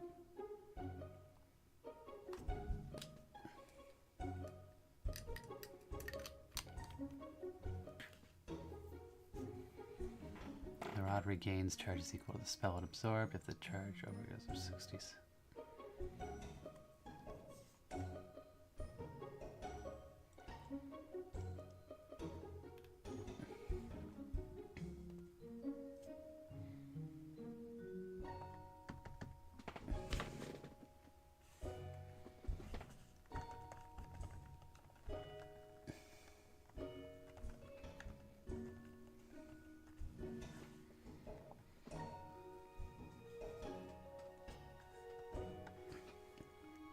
It's 273.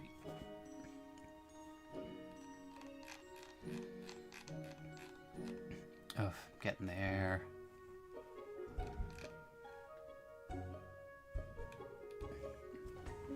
Scourge of Shadow. Said to be the gift to Glacia from Asmodeus. The Scourge of Shadow is a multi-headed whip constructed of infernal iron. The Scourge is nigh indestructible, and Glacia carries it with her wherever she goes. When she wields the whip in battle, it shrouds her in an aura of shadows. +3 magic weapon. Step 1.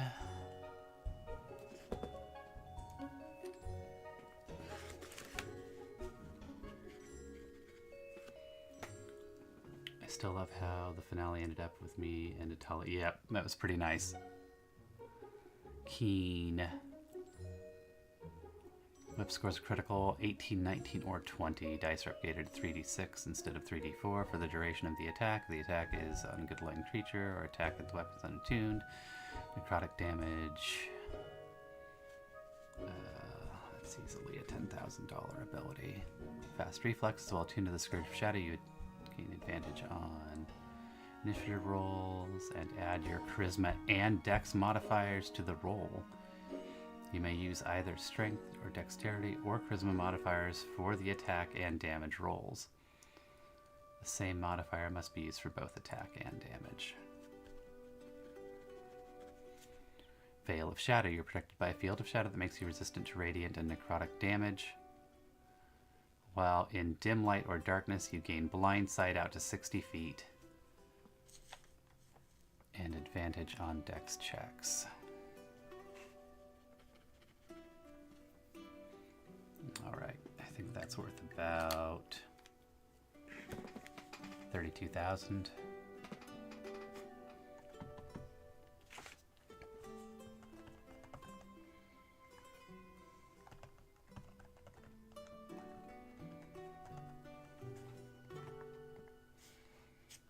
It's not page 273, that must be page 275.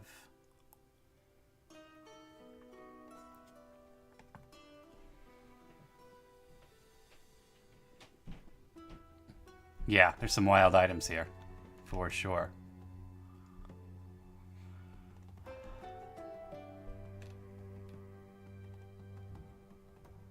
true ice shards.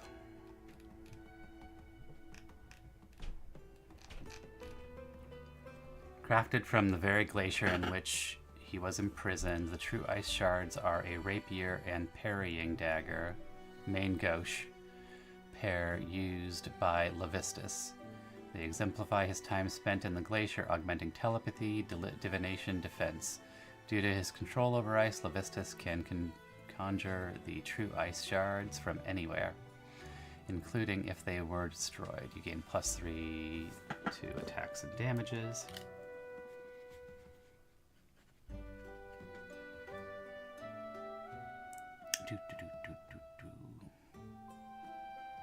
Instead of does 1d8 cold. When using the magic dagger, you gain +3 bonus to your AC as long as you use it as your offhand weapon. And it does 1d6 cold damage, so it's +3 AC. Well, that's 24 right there.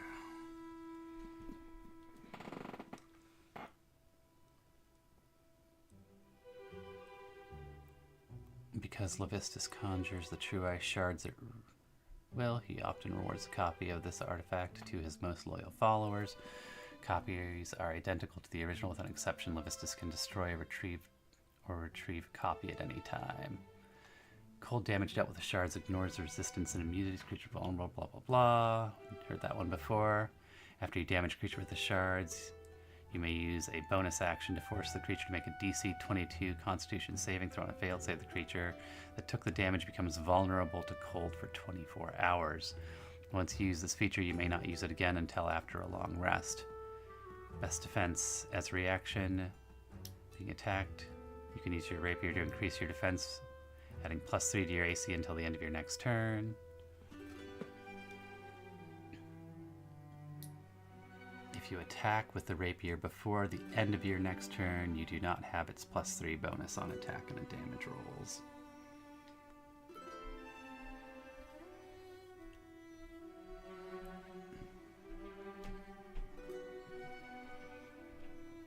The most common example of the piercing slashing damage for the Titan shift in the anime, at least, is the shifter biting their hand. I see. I think that's worth 10k easy. Mental command. While tuned to true ice shards, you can use the action to cast Detect Thoughts, targeting any creature you have previously met. If the target creature is on a different plane of existence, the spell fails. As long as you maintain concentration, you can use a bonus action to send telepathic messages focused to the focused creature. It can reply using bonus actions. Omniscient. You can use true ice shards to cast a variety of divination spells. Locate.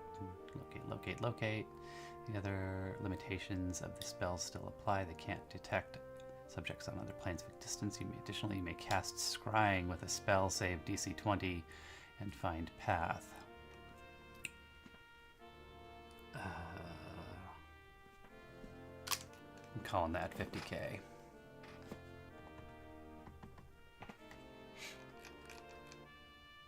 $276.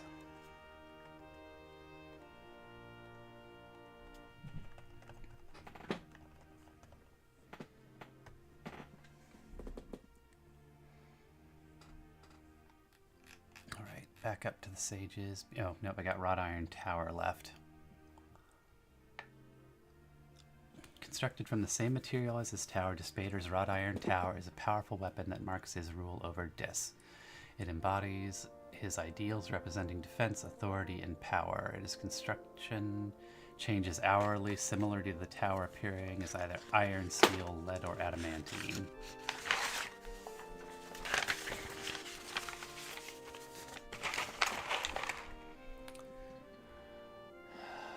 +3 bonus to attack and damage. So 1600 base.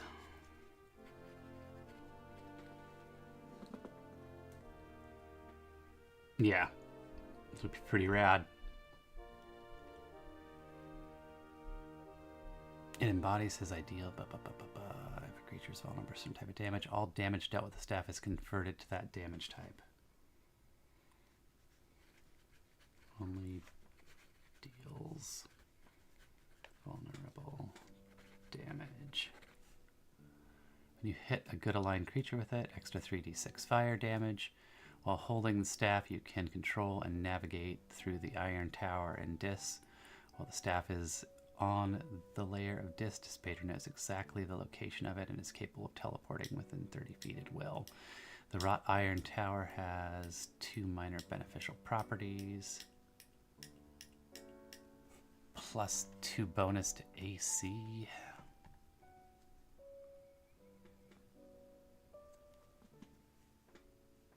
So 6k for that. Plus 2 to all saving throws. I don't even know how to value that.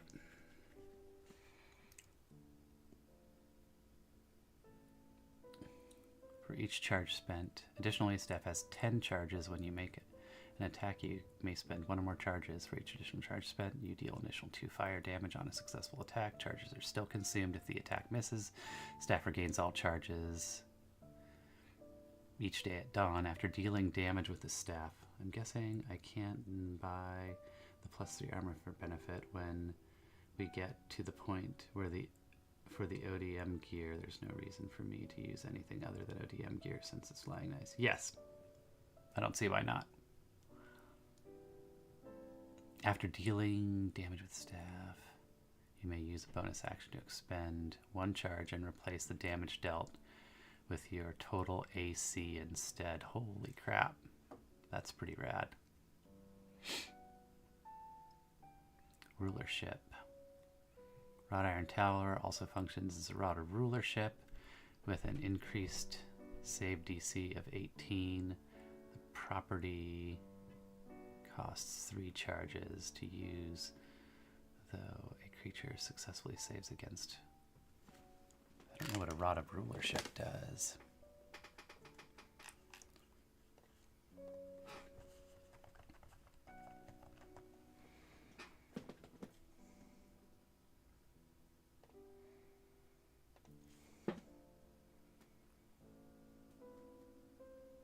Charm. I just looked it up. ODM's 12 AC plus dex is the same as studded leather armor, the best light armor. Alright, that makes sense.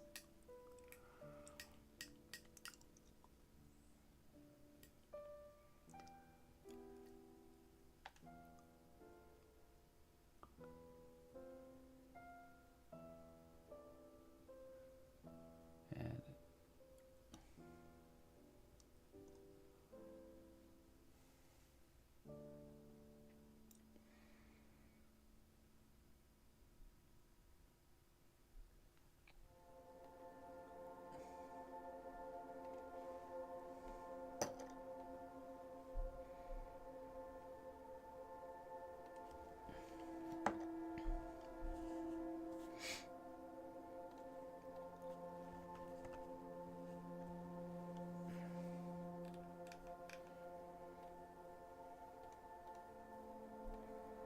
charm person's first level.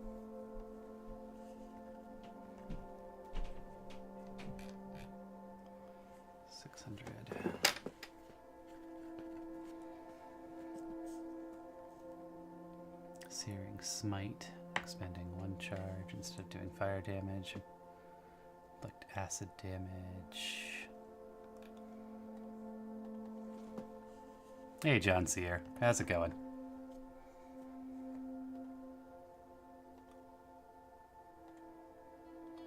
Also first level.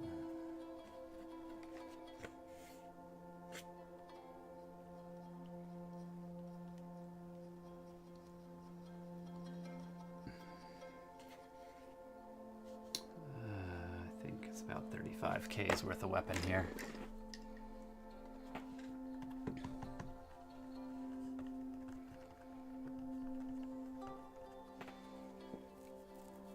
Also page 276.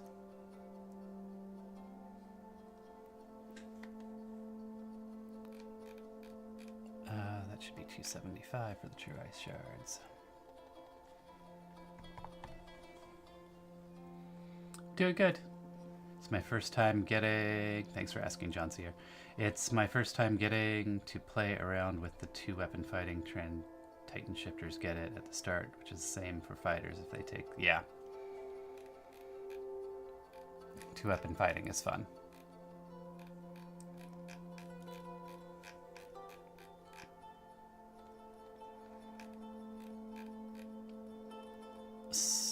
What am I on? Sage's Mirror.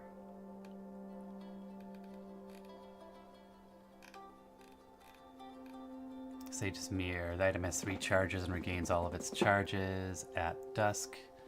You can use an action and expend one of the mirror's charges to cast one of the following spells: Find Path or Legend Lore. With each use, it is apparent that the information gleaned from the mirror comes from a chamber in the 9 hells where sages and scholars are tortured for the answers to each question.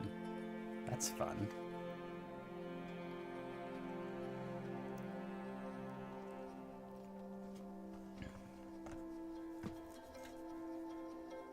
Find Path is 6th level.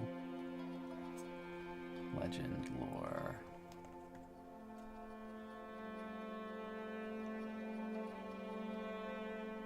5th level, 6th level, and 5th level.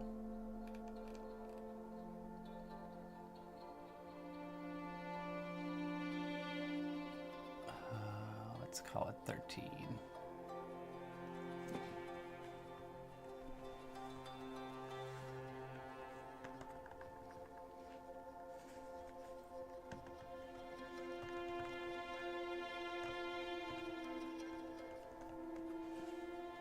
That is page 269. Skull of Selfish Knowledge. You may use an action to make the magical skull devour any or a non-magical map or scroll. Once devoured, the learning is forever available to you, but you can never write the information down or communicate it to others. It is for you alone. Keep that relatively cheap.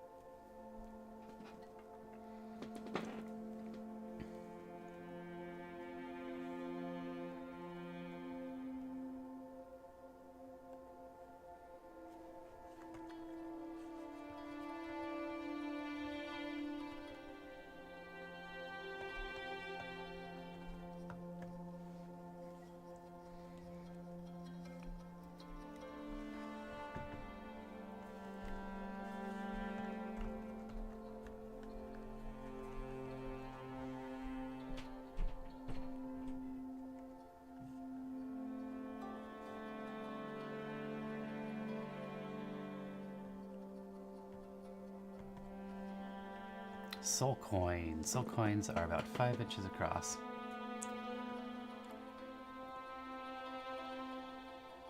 And about an inch thick, minted from infernal iron. Each coin weighs 1/3 of a pound and is inscribed with infernal writing and a spell that magically binds a single soul to the coin. Because each soul coin has a unique soul trapped with it, each has a story.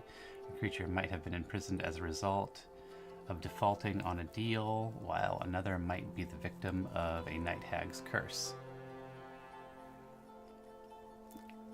Carrying soul coins. To hold a soul coin is to feel the soul bound within it, overcome with rage, or fraught with despair. Each creature can carry as many soul coins as it wishes, up to a maximum weight allowance. A non-evil creature can carry a number of soul coins equal to or less than the Constitution modifier without penalty.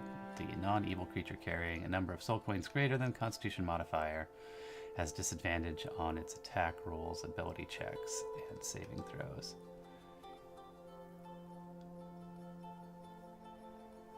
Soul coin has 3 charges. Carrying coin, you can use the action to expend 1 charge from a soul coin to do the following: ask a question, freeing soul, hellish currency. I'll price that kind of low. I think that's worth like 100 gold.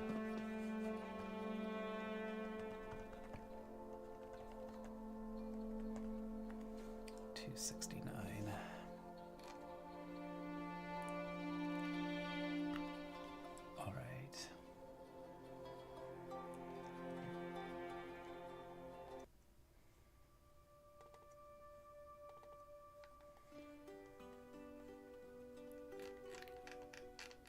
Be right back.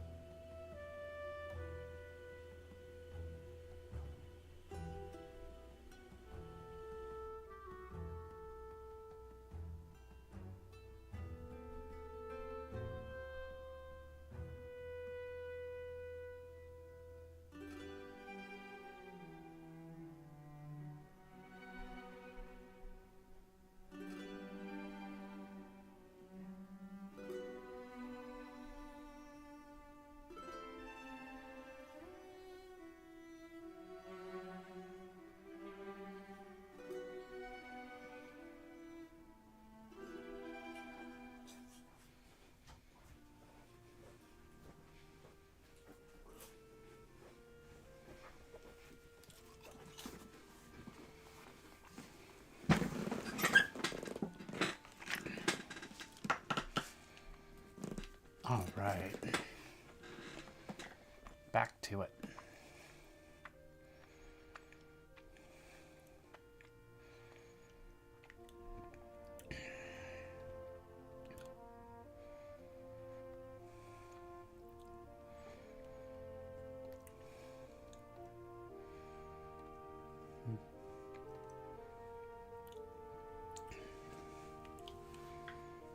Darn it.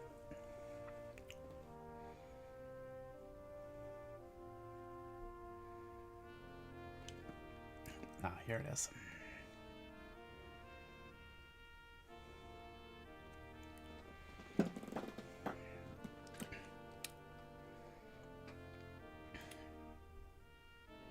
Stygian Spear. +2.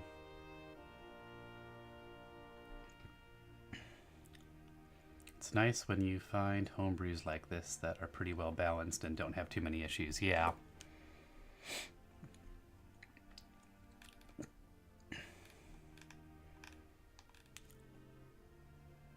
Stygian Spear. So it's +2, 1 extra damage die on the hit.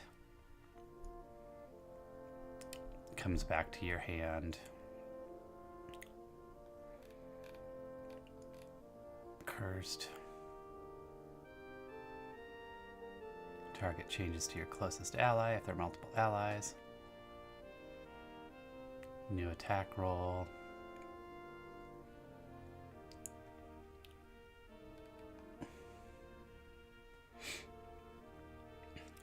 That's a pretty good curse.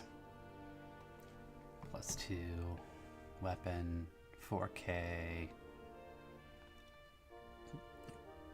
Deals an extra damage die, and you know, I'm gonna price it the same as just +2 spear. See if I can encourage some fun. 270. Sort of retribution. Well, we win when we went to help my brother and just got back. Oh, nice. I can see why it's pretty well balanced on its own, since it's a class for a game based on the Attack on Titan world. You can't just run in a normal setting. Yeah. +3, you gain +3 bonus damage rolls. +3 weapons, base 16.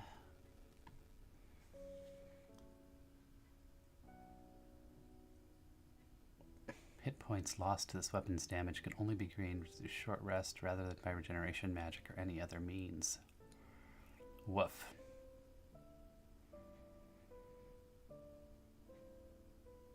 The vengeful spirit possessing the sword shares its history and lust for vengeance with the wielder. After each successful long rest, After each successful long rest, you experience the nightmares of the spirit's past, culminating in its death. When you wake, you make a DC 11 Constitution save on a failed save. You only gain the benefits of a short rest. Again, I think I'll price that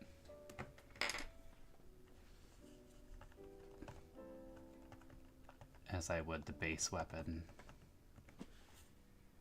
270. Vial of Greed. I have homebrew that Aether had that's like counterspell but opposite. Huh.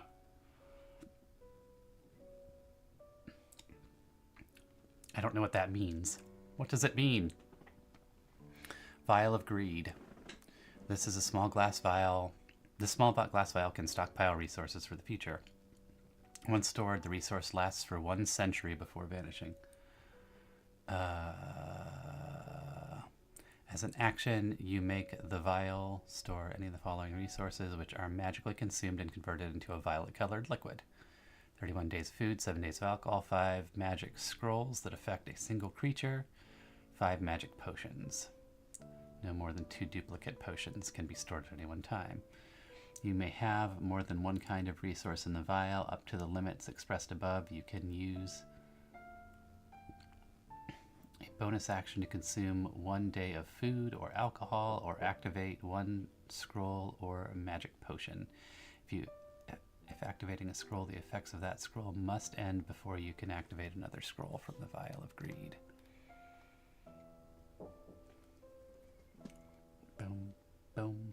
Ah, yes, the time between seasons when people are checking homebrews.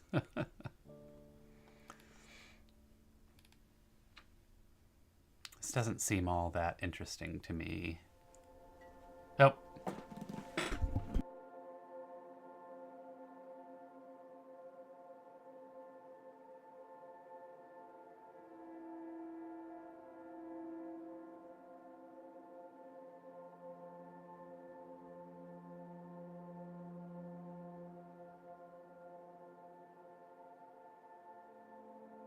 Sorry, gotta be right back.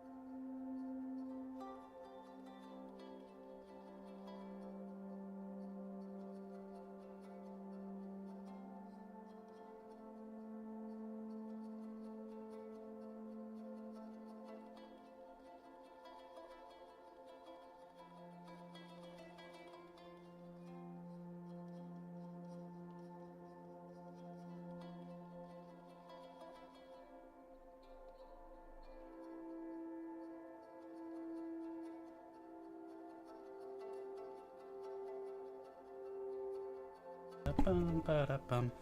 Bum bum bum bum bum bum.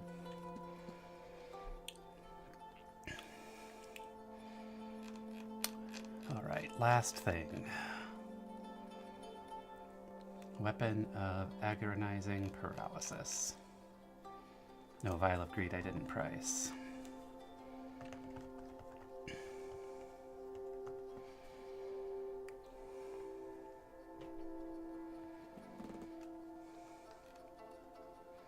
Insert row above.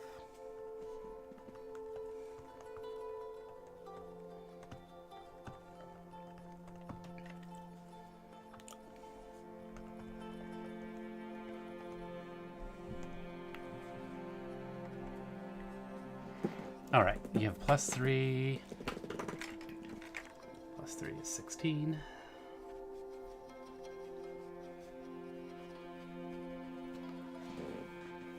When the weapon reduces creature hit points, the creature doesn't die. Instead, infernal runes appear as if carved into their flesh and they're healed to 1 hit point. They are now paralyzed condition, and the condition is removed by lesser restoration or similar magic. When the condition is removed, the rune disappears. At the start of each of their turns, they're paralyzed. The creature suffers immense pain and gains... Whoa! That is fucked up!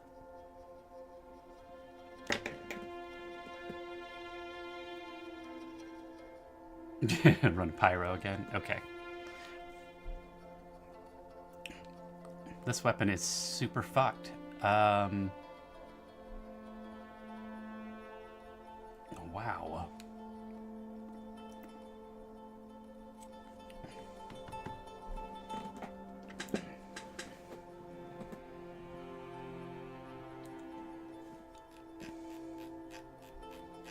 All right, let's see what John Sears got.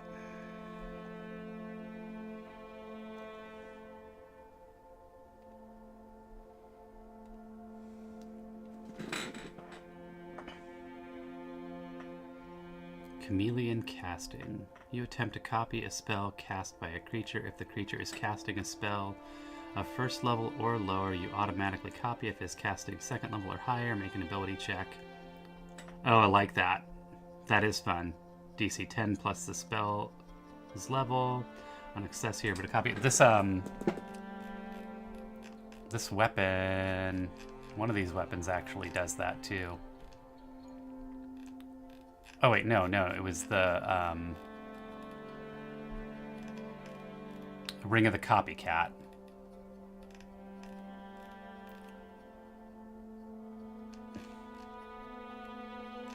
Ring of the Copycat. You gain the ability to channel energy from allies to cast spells even if you can't cast normally. When an ally within 60 feet of you casts a spell you can't normally cast that requires less or 10 GP or fewer of material components, you may use the reaction to cast a spell. When cast this way, the spell is cast using your ability, spellcasting bonus, spell save DC, and spell attack bonus as needed.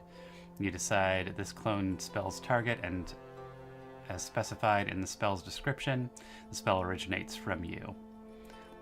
After you use this ability, your ally can't cast the spell again. Oh, but this one, oh, that's funny. This one steals the ability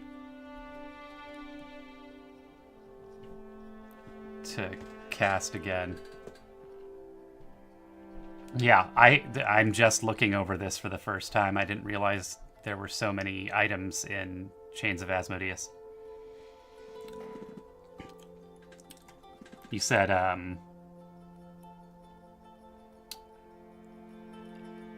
that was, Aether.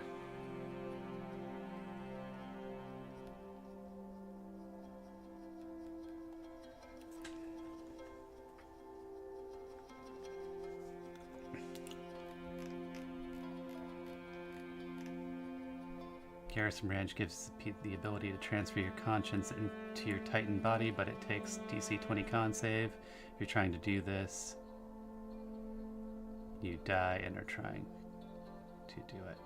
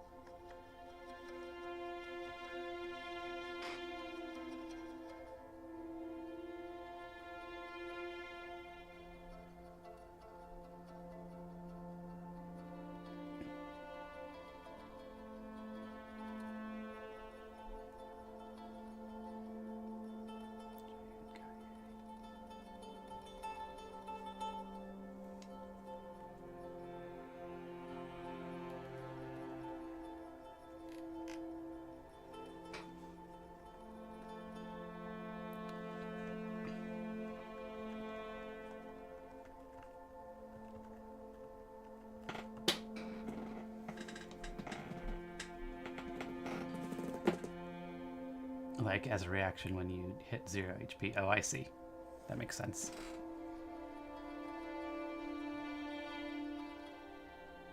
No, I don't want to edit this page.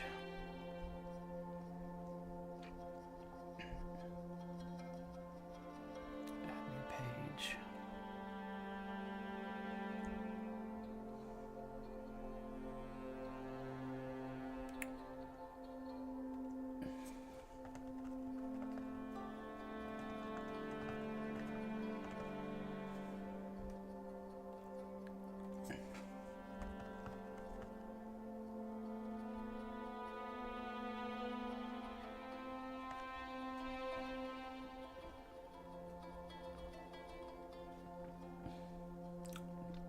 Yeah, that's pretty cool. I like it.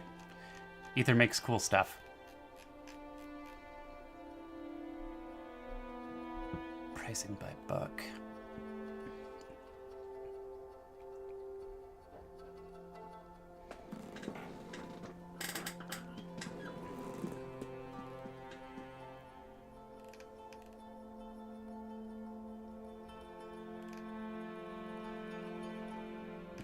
Come on. You can do it.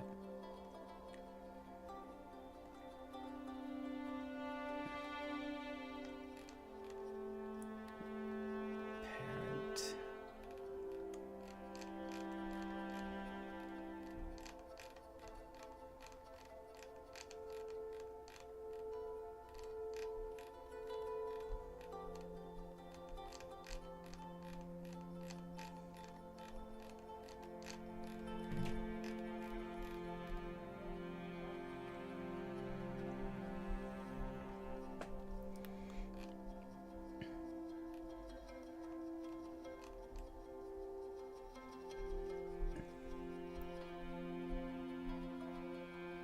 Since the build I'm going for, that will come in handy, but I knew some scouts found this homebrew, this well-known branch is, yeah.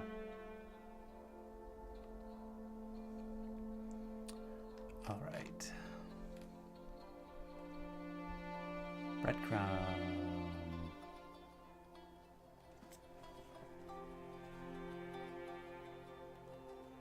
Nope, nope, nope, nope, nope.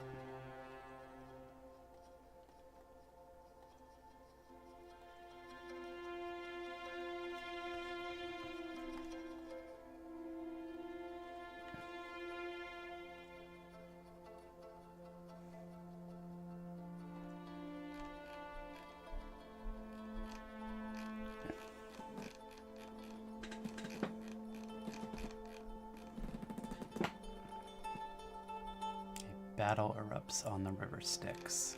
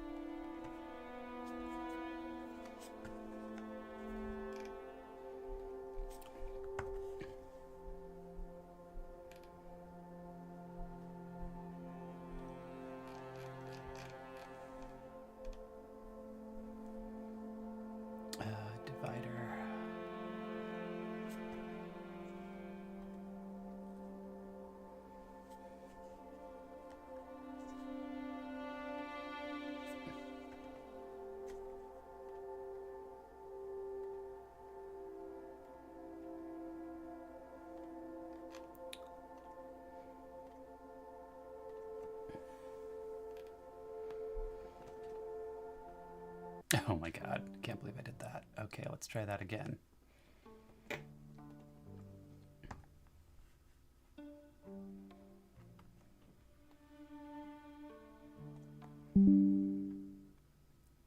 Oh, there we go.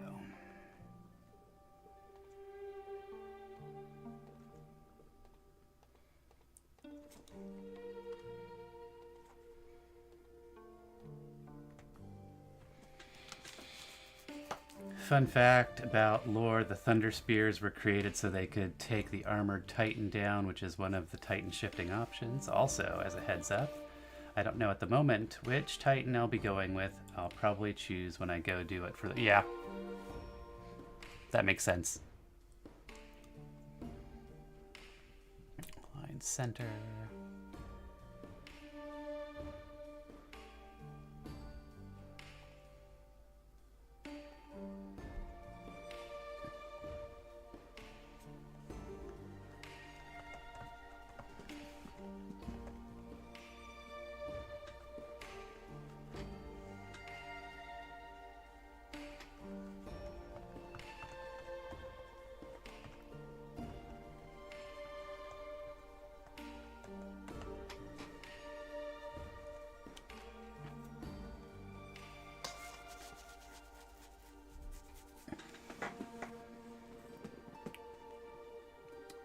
Let's see.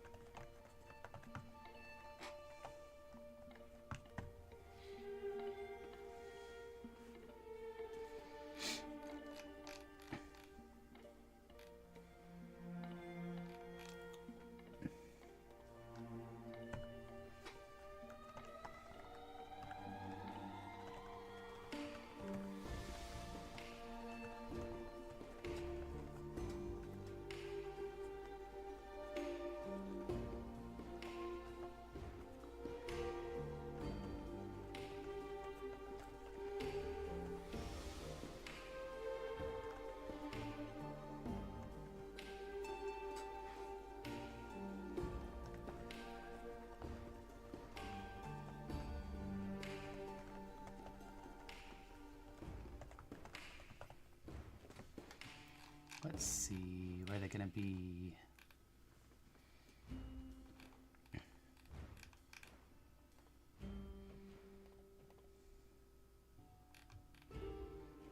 Glitches.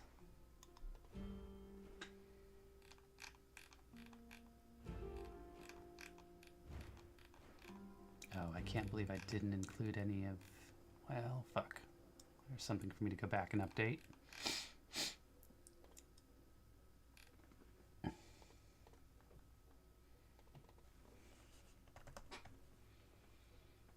Another detriment with the Titan shifting is coming out of Titan form gives you exhaustion until level 20. Yeah.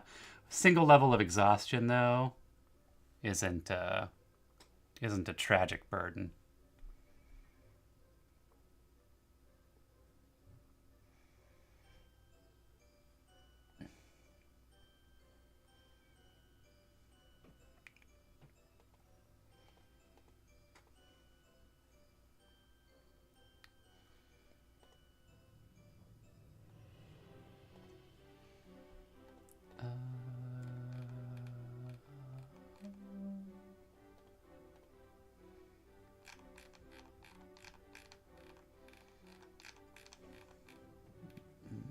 I need to update that too.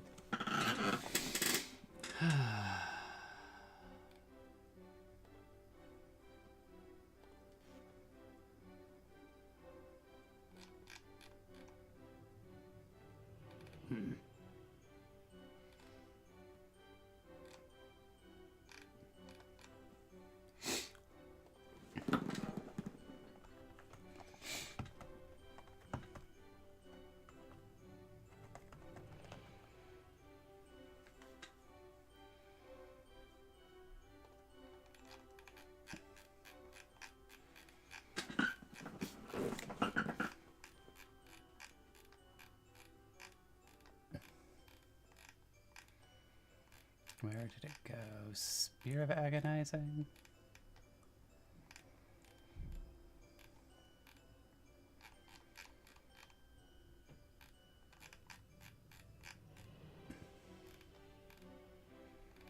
Weapon of Agonizing Paralysis.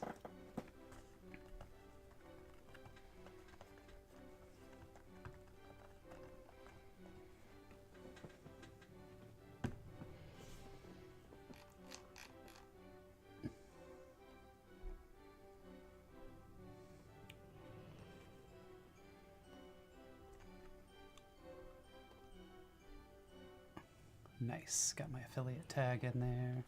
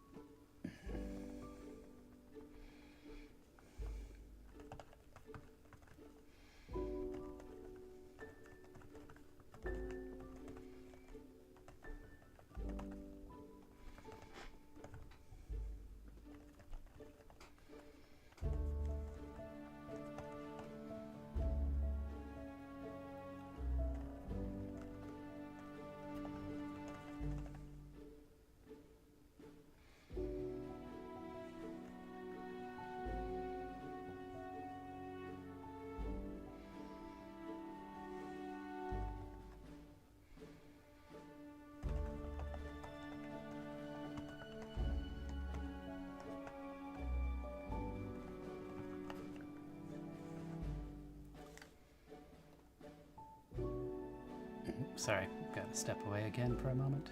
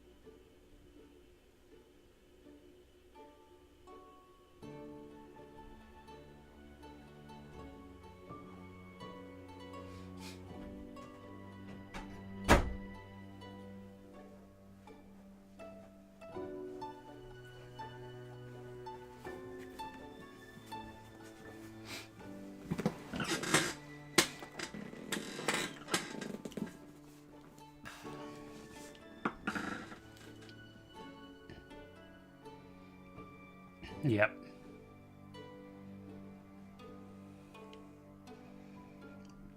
Yeah, that's part of why I started comparing it to the druid, is because it struck me as being very similar.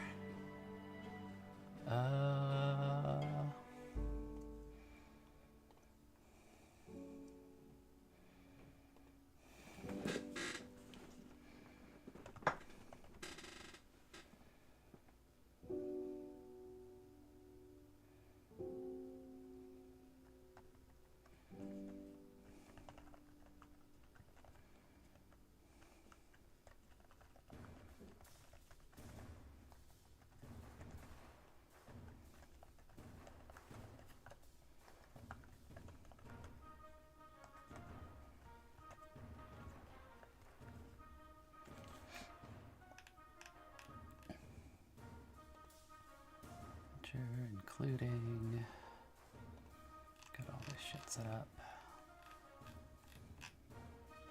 Publish. Publish.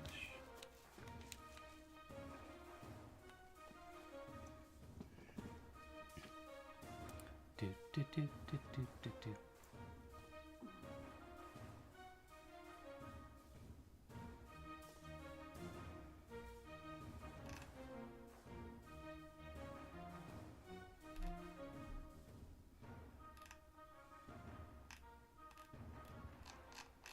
Here's calendar thingy. Technically did publish today, even if you're not going to give me credit for it because you're a dirty bastard.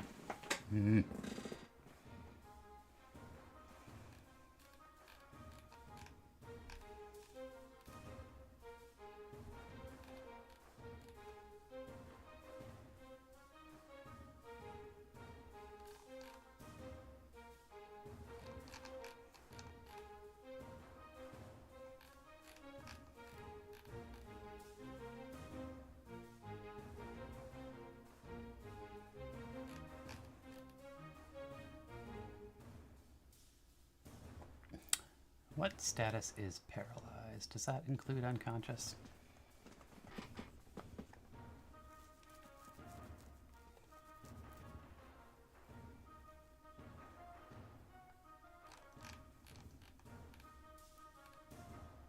Incapacitated, not unconscious.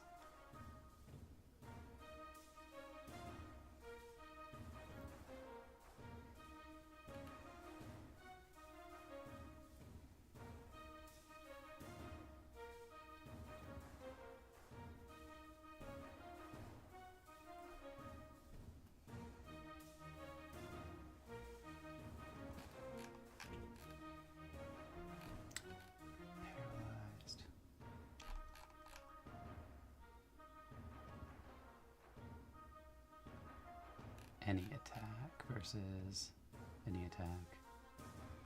Interesting.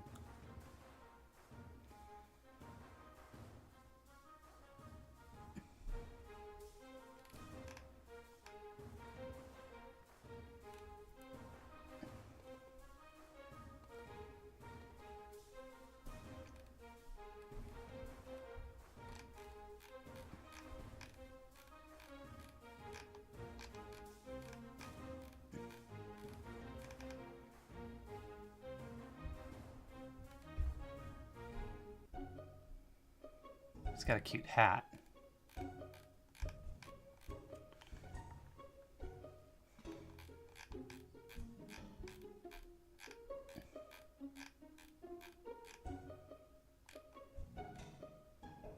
Cotam, CR10.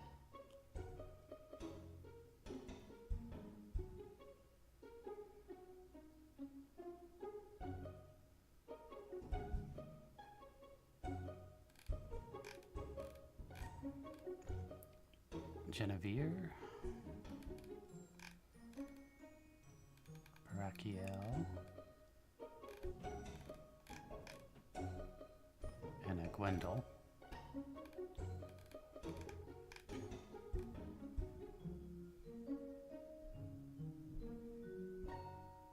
Tiefling,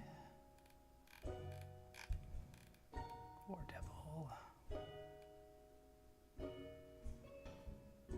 Created through the sacrifice of other devils, both alive and dead. War devils vary in size, shape, but not personality. They crave combat and are highly aggressive, commanding legions of lesser devils in wars. They greatly enjoy bullying weaker creatures and exerting their dominance. They're highly submissive towards more powerful creatures and higher ranked devils. Devil Sight, Fear Aura, Magic Resist, Multi-Attack, Cold Iron Rancer.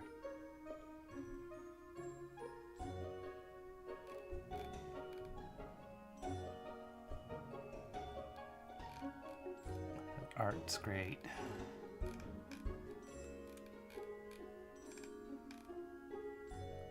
And for Volaka, there are always mortals who believe they can outwit the powers of the Night Elf. One strategy for powerful evil creatures to pledge its soul to the Inferno, then seek eternal unlife as of a vampire to cheat the devils of their prize. The devils, of course, have seen it all before. Specialist teams hunt down the offenders and haul them to Nine Hells, where they're reshaped into Vorvalakas, forever hungry for mortal blood in the underworld, where such commodity is vanishingly rare.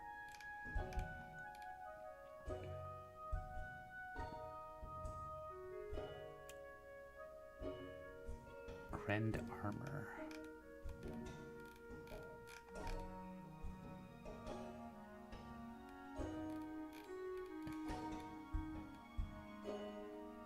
I really want to run one of those. Greater Shadow Tyrant.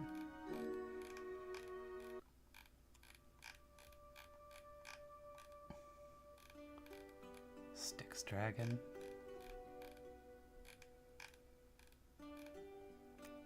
Shredwing.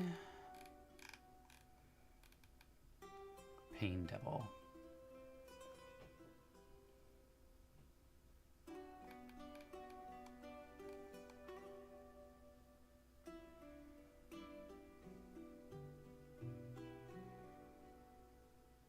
As of right now, I'm leaning towards the Beast Titan. Its strength is based on a whopping 30 strength. Otherwise, it's very like a big giant ape. Nice.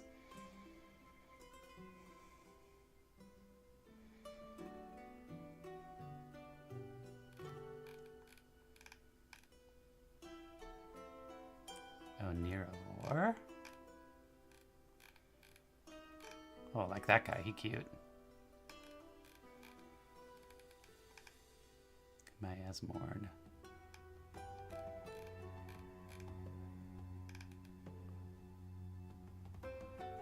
Oh, they've got elephants in here too.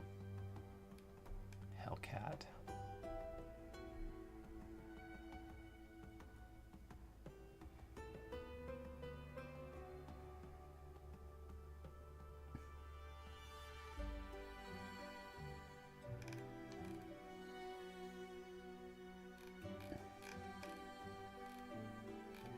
Is that an evil kangaroo?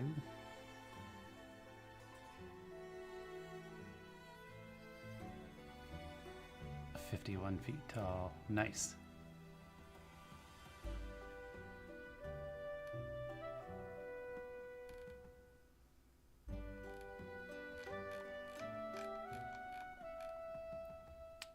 I guess they're like big rats.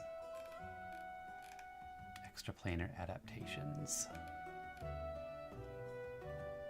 Halog magically alters its fangs to inflict more damage on a creature it hits, included in the attack. Adaptive Hide. After taking damage, Halog is now invulnerable to the damage type it just took, and any future damage of that type instead heals the Halog by the damage amount. These benefits last until the Halog uses the reaction again. I like that. That's cool. Oh, that's fun too. Displacer Fiend.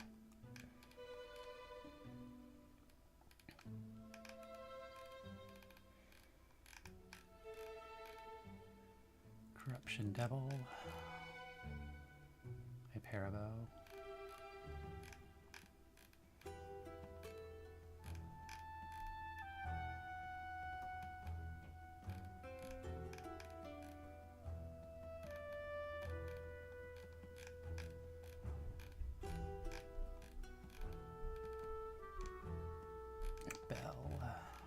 Mephistopheles.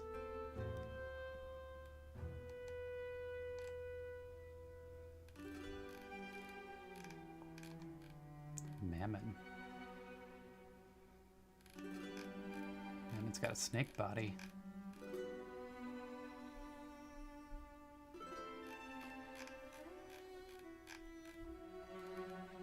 It's got to be Levistus.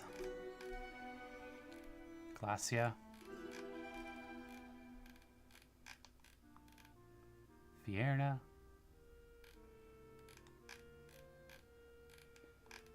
Dispater. There are 2 Titans missing. The founding Titan, I mean, makes sense as that's the origin of all Titans, and the Colossal Titan, which is around 150 feet tall, 50 meters, and is probably too hard to balance for D&D. It gives off a ton of heat and has a nasty Titan steam ability, but doesn't last long as the others.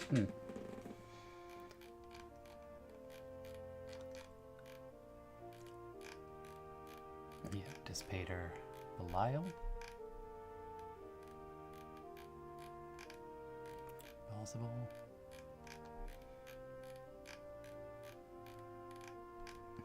And there's Asmodeus.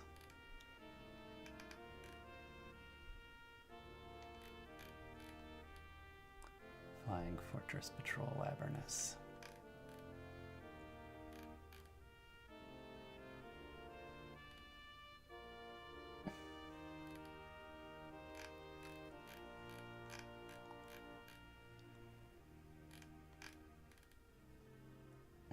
Who are the Enforcer?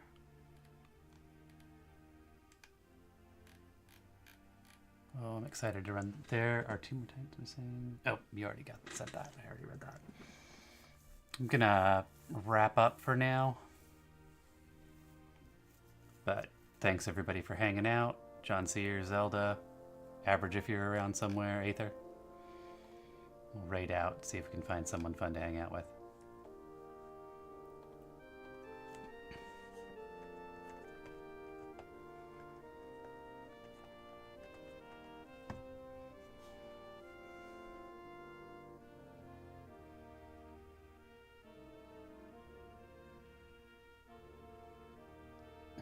Oh, let's take it over to Evan Blair.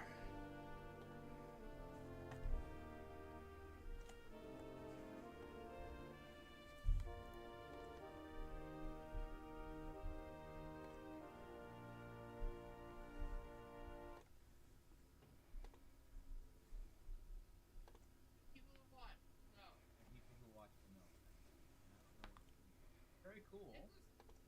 Lucifer. Okay. So what is this going in a die? Okay.